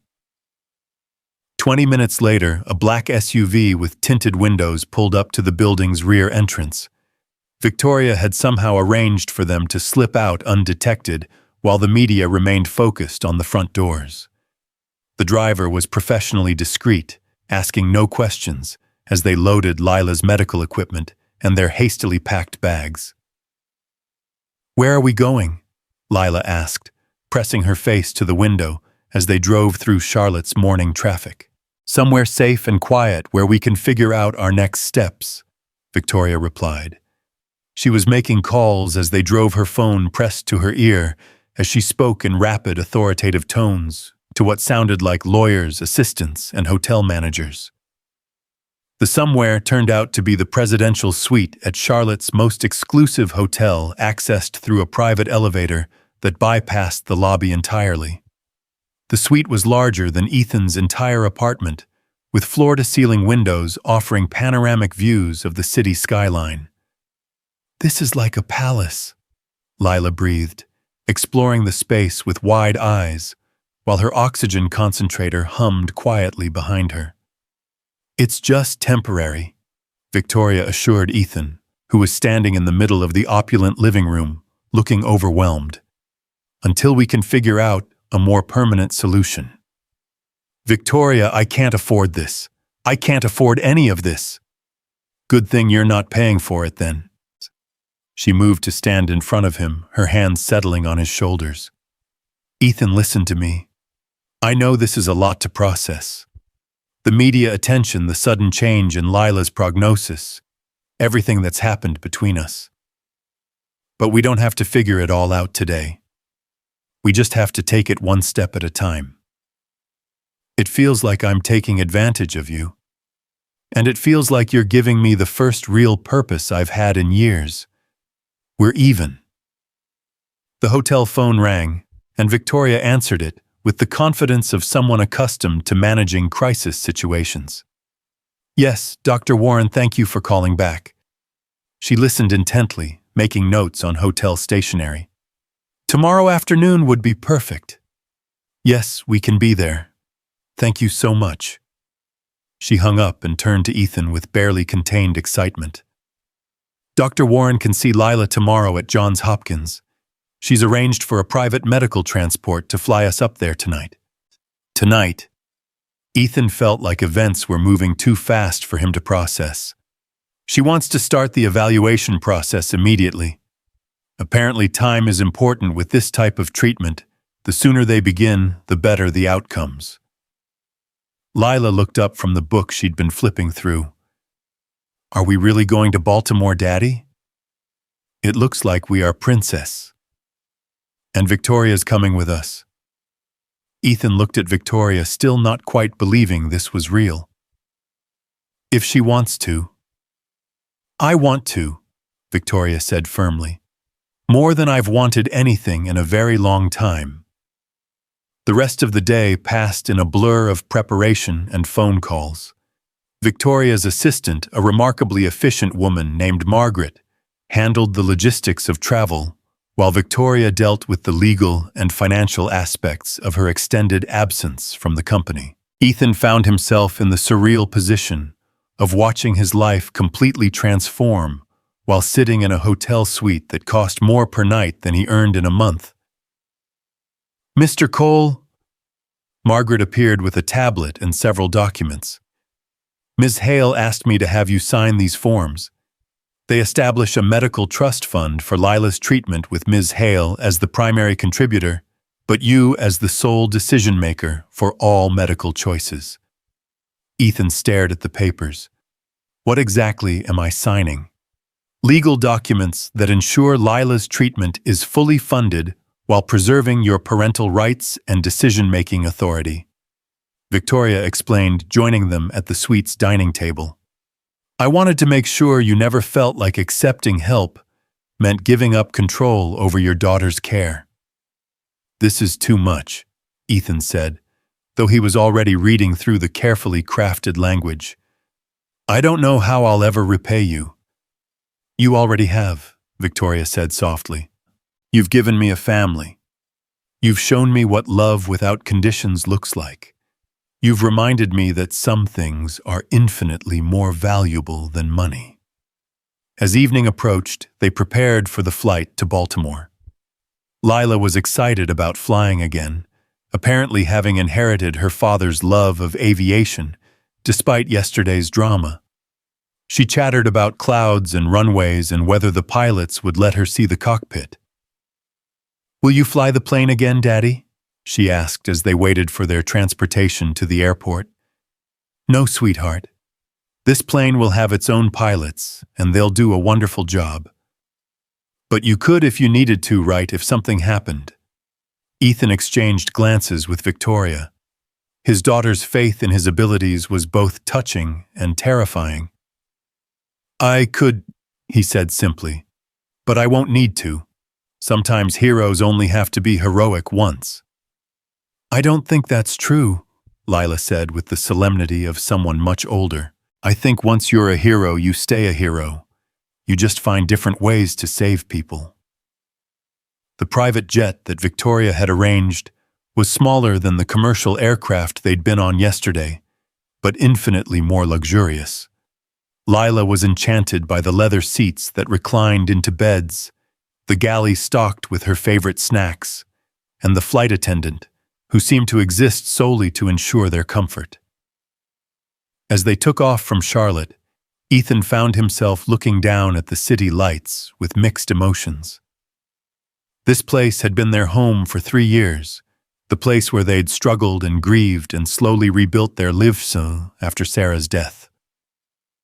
Now they were leaving it behind for an uncertain future in a distant city, trusting in medical science and the generosity of a woman who had appeared in their lives like an answered prayer. "Nervous?"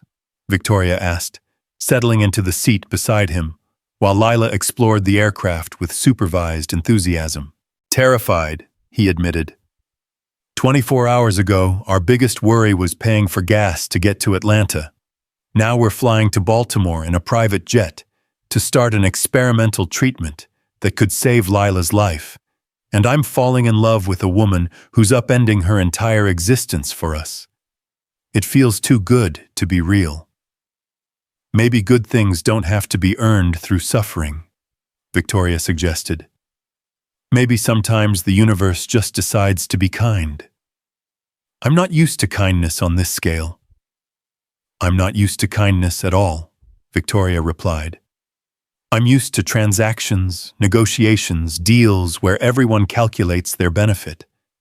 This is the first time in my adult life that I've done something purely because it felt right." Lila appeared beside them, her cheeks flushed with excitement. "The pilot says we'll be in Baltimore in 2 hours, and he says the weather is perfect for flying." "That's wonderful, Princess." Ethan helped her buckle into her seat as the aircraft leveled off at cruising altitude. "Daddy, do you think Mommy would like Victoria?" The question caught him completely off guard. He'd been so focused on the present crisis and uncertain future that he hadn't considered how Sarah would feel about this dramatic turn in their lives. "I think," he said carefully, "that Mommy would love anyone who loves you and takes care of you the way Victoria does." "I think so too, and I think she'd be happy that you're not sad anymore." Victoria reached over and took Lila's small hand in hers.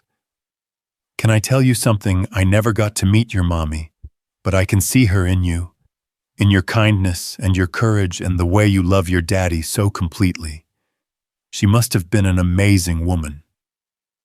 "She was," Lila said simply.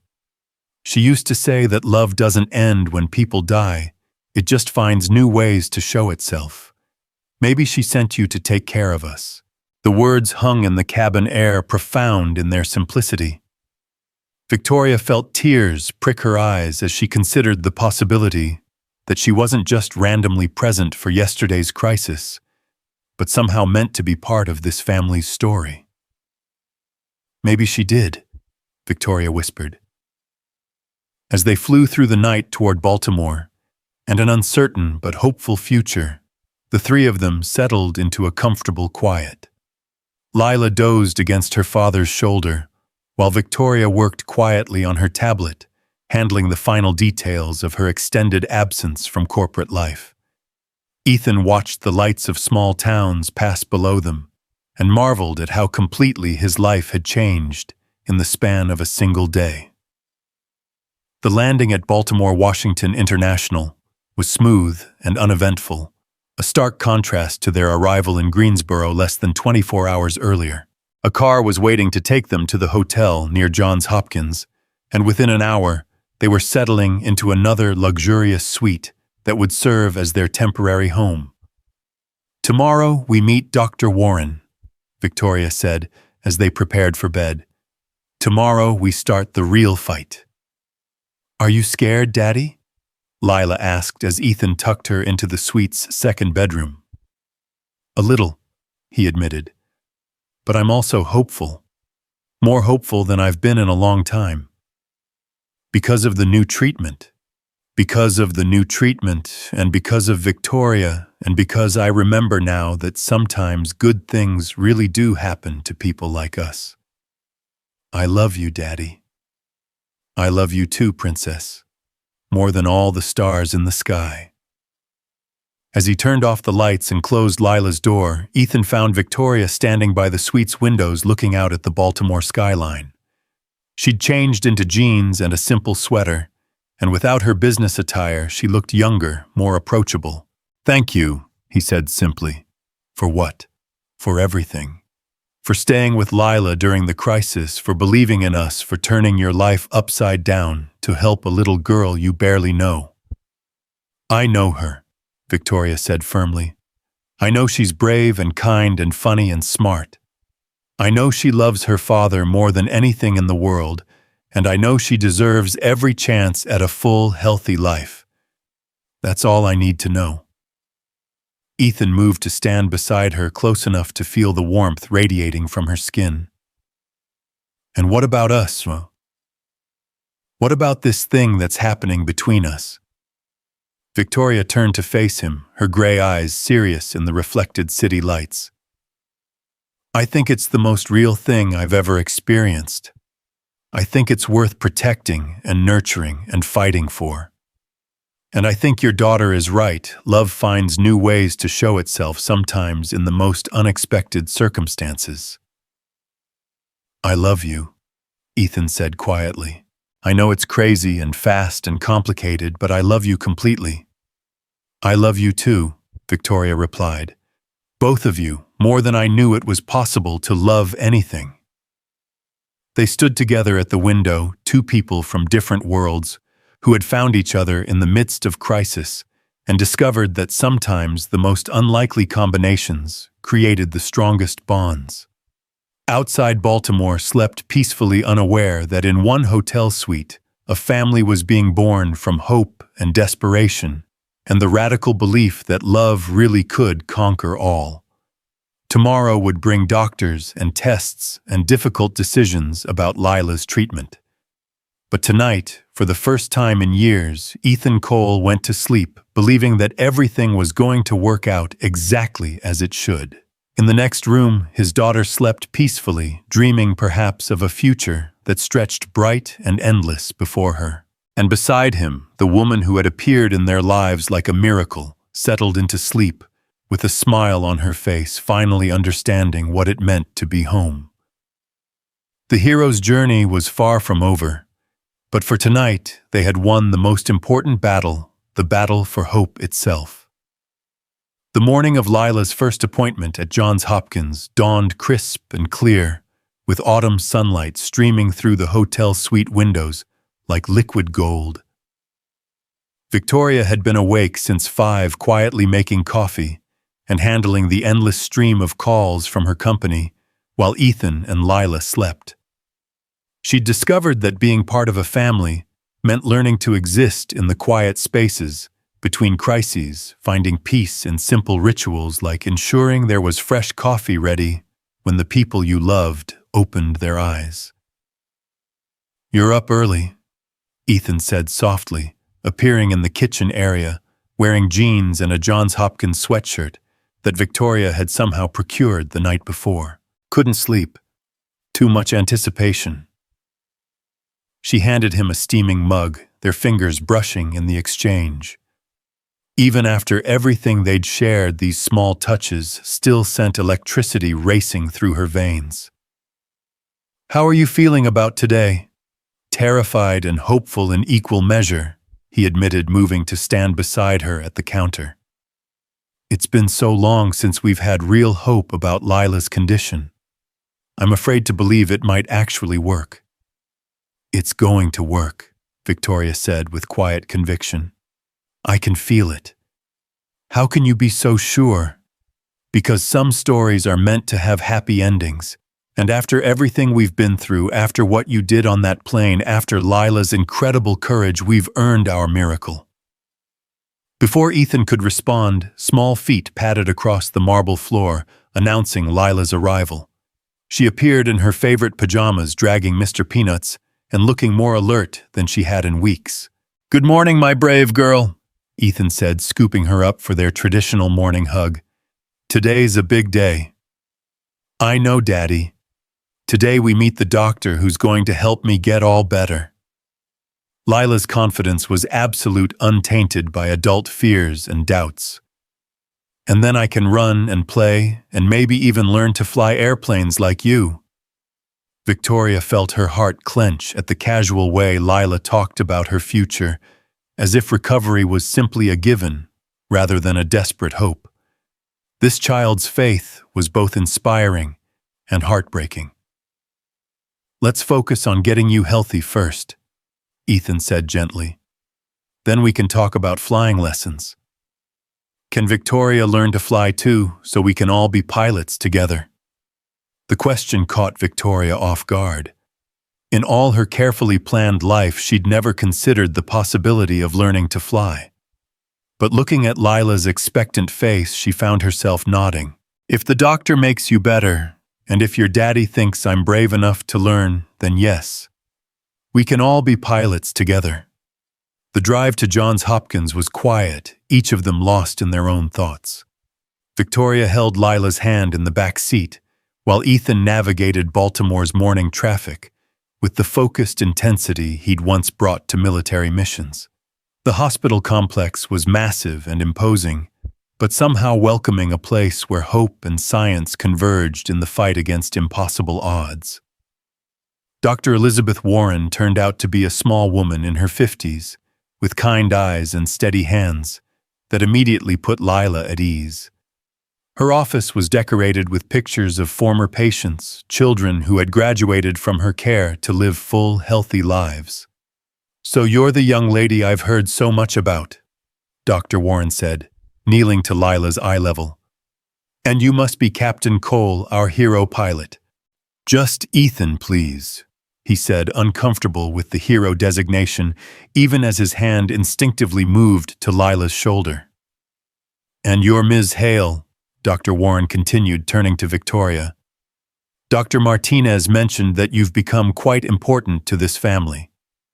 "They've become important to me," Victoria replied simply. Dr. Warren nodded approvingly. "Good.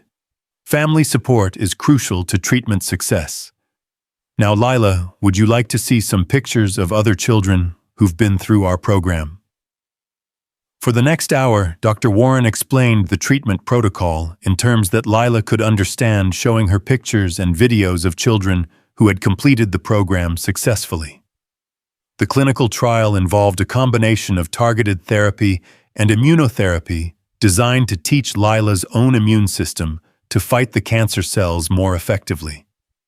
"The treatment takes place over 6 months, Dr. Warren explained to Ethan and Victoria while Lila played with medical toys in the corner. 3 months of intensive therapy here at Hopkins, followed by 3 months of maintenance treatment that can be done closer to home. The success rates have been extraordinary. We're seeing complete remission in over 90% of cases." "And the side effects?" Ethan asked, his voice tight with concern. "Much milder than traditional chemotherapy.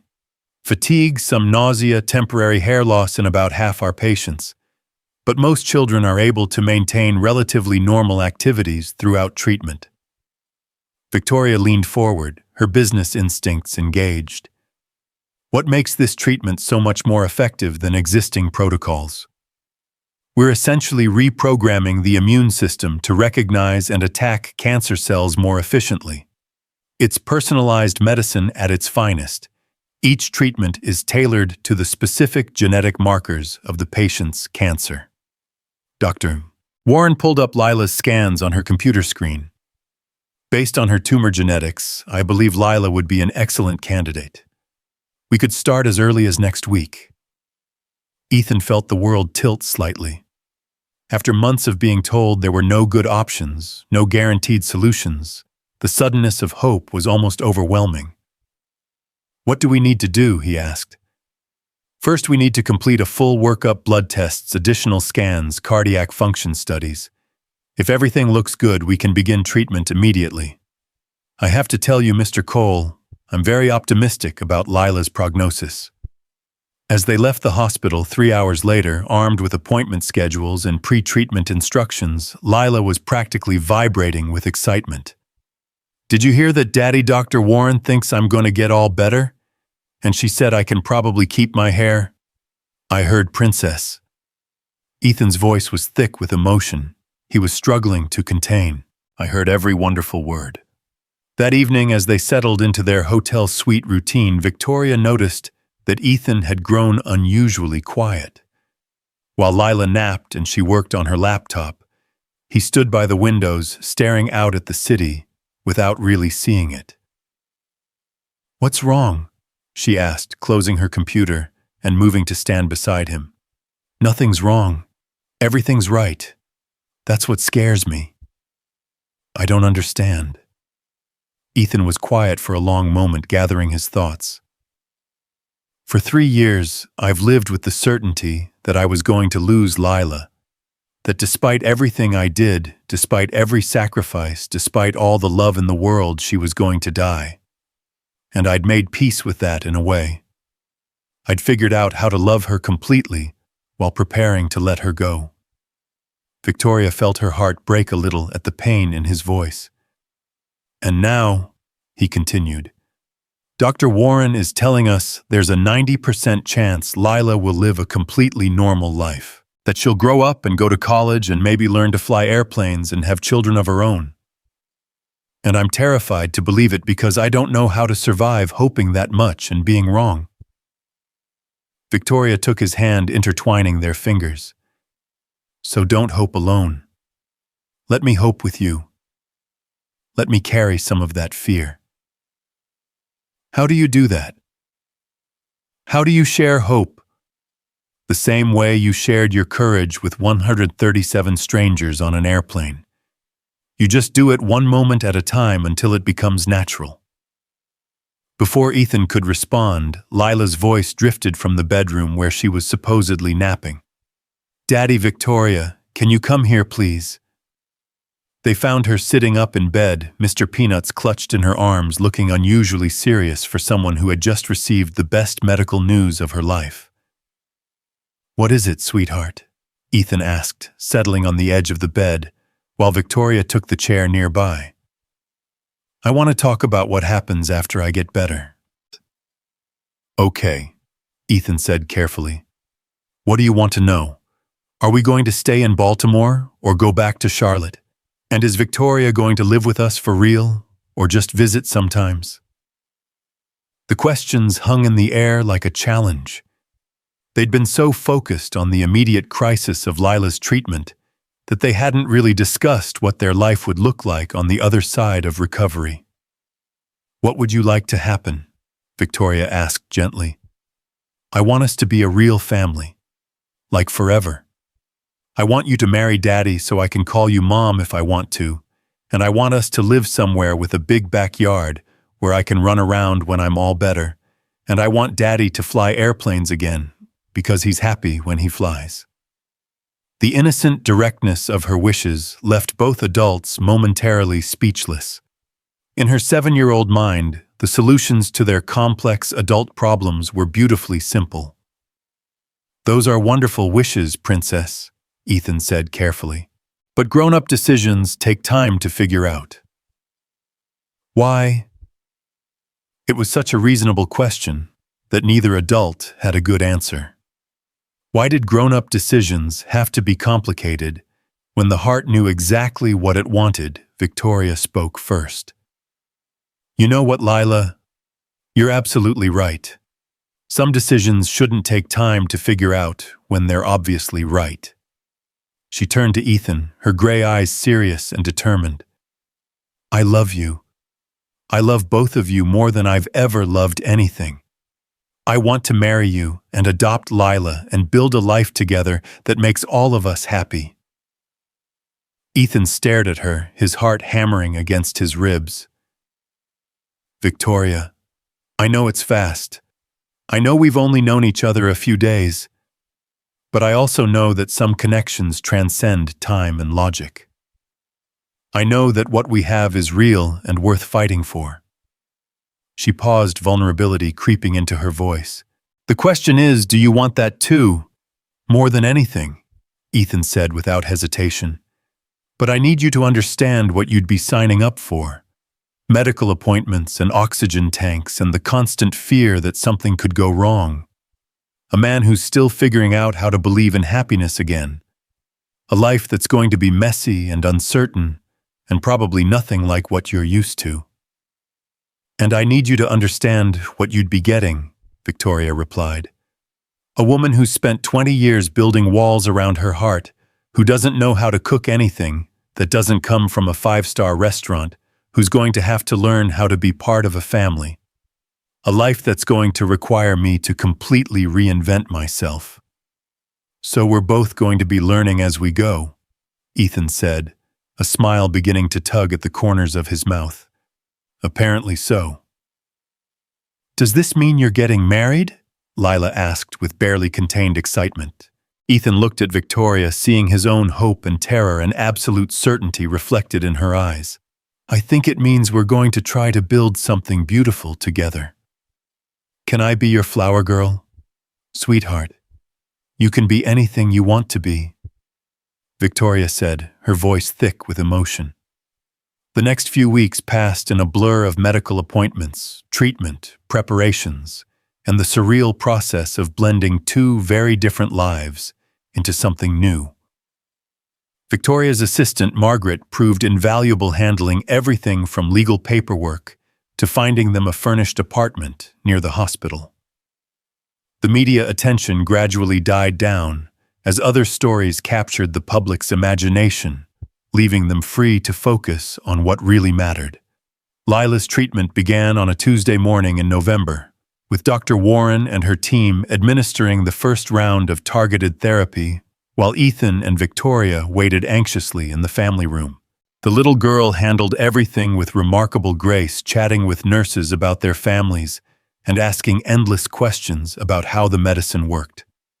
She's incredible, Dr. Warren told them after the first session. I've treated hundreds of children, and I've never seen anyone approach cancer treatment with such curiosity and optimism. Whatever you're doing as parents, keep doing it. The weeks that followed established a new rhythm. Mornings at the hospital for treatment or monitoring, afternoons exploring Baltimore, when Lila felt well enough, evenings in their apartment, talking about the future with the confidence of people who finally believed they had one. Victoria proved surprisingly adaptable to domestic life, learning to cook simple meals and mastering the art of bedtime stories. She threw herself into understanding Lila's condition and treatment with the same intensity she'd once brought to corporate acquisitions, becoming fluent in medical terminology and treatment protocols. You know, Ethan said one evening, as they cleaned up after dinner, you're a natural at this family thing. I'm learning from experts, Victoria replied, watching Lila practice writing letters at the kitchen table. You've raised an extraordinary little girl. We're raising her, Ethan corrected. Past tense, future tense, it doesn't matter. She's ours now. The word ours still sent a thrill through Victoria's chest. After 42 years of singular pronouns, the plural felt like a foreign language she was learning to speak fluently.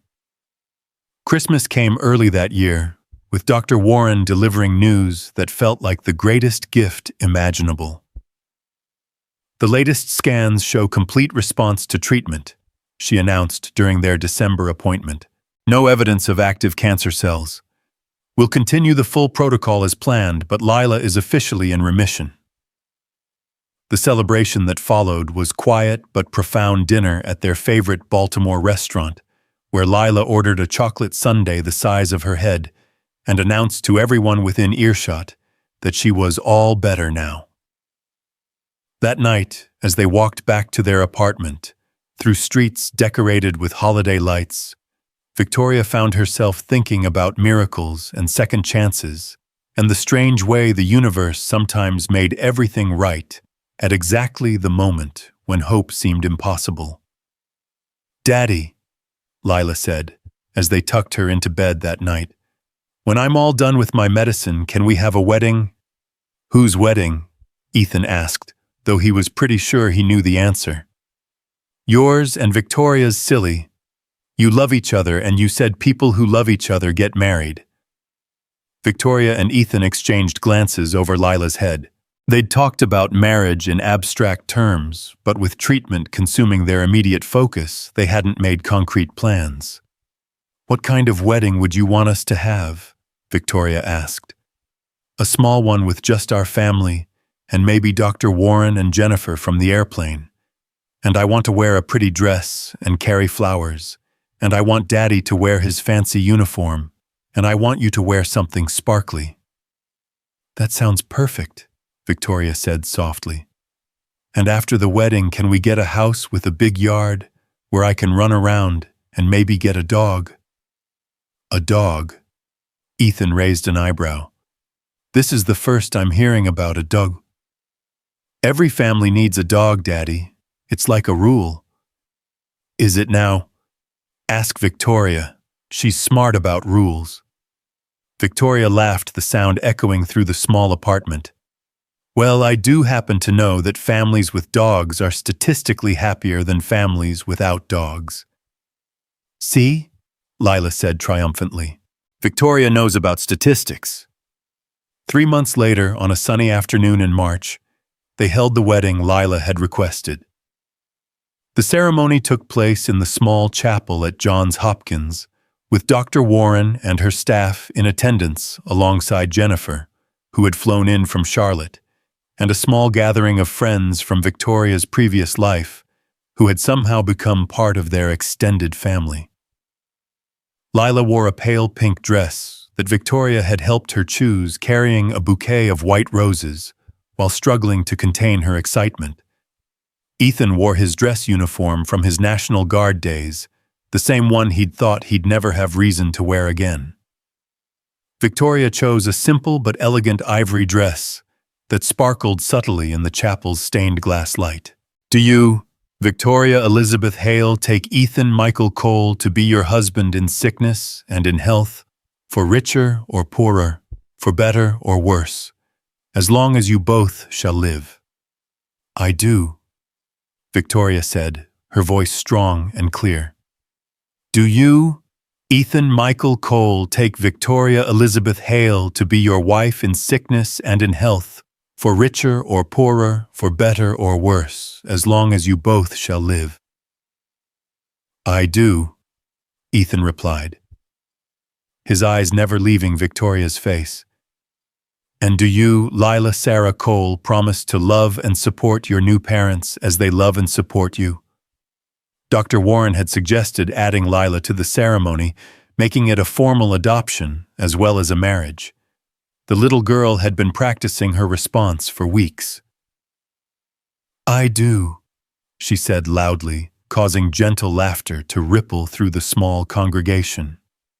"Then, by the power vested in me by the state of Maryland, I now pronounce you husband and wife and daughter. You may kiss the bride." The kiss was soft and sweet and full of promise. When they broke apart, Lila launched herself into their arms, creating a family hug that felt like coming home after a long journey. The reception was held in a private dining room at a nearby restaurant, where Lila gave a speech that brought tears to every eye in the room. "I want to thank everyone for helping my daddy remember how to be happy," she said, standing on a chair so everyone could see her. "And I want to thank Victoria for loving us, even though we're not fancy like her. And I want to thank Dr. Warren for making me all better so I can have a long, happy life with my new family." Later that evening, as they settled into their hotel suite, they decided to postpone their honeymoon until Lila finished her treatment. Ethan found himself reflecting on the journey that had brought them to this moment. "A year ago, if someone had told me I'd be married to a billionaire CEO and my daughter would be in complete remission, I'd have had them committed," he said, watching Victoria help Lila into her pajamas. "A year ago, if someone had told me I'd be living in Baltimore, learning to braid a 7-year-old's hair, and married to a former military pilot, I'd have laughed them out of the building," Victoria replied. "Do you ever miss it? Your old life, I mean." Victoria considered the question seriously. "I miss the simplicity of it sometimes, making decisions based purely on profit and efficiency, not having to factor in bedtimes and medical appointments, and whether our choices will make a little girl happy." She paused, watching Lila brush her teeth with the concentration of someone taking the task very seriously. "But I don't miss the emptiness. I don't miss waking up every morning and wondering what the point of all my success was. And now I know that the point was to get me to exactly the right place at exactly the right time to meet you and Lila. Everything else was just preparation." 6 months later, Dr. Warren declared Lila officially cured with no need for further treatment, beyond routine monitoring. The celebration this time was a barbecue in the backyard of their new house in Annapolis, where Lila could indeed run around with their golden retriever puppy, which she had predictably named Hero. "Can you believe it's been a year since the plane?" Victoria said, finding Ethan by the grill, where he was managing burgers with the same precision he'd once brought to flight operations. "Some days it feels like yesterday. Other days it feels like a different lifetime." He flipped a burger, then wrapped his free arm around his wife's waist. "Do you ever wonder how different things would have been if you'd taken your company jet that day?" "Never," Victoria said without hesitation, "because I don't believe in coincidences anymore.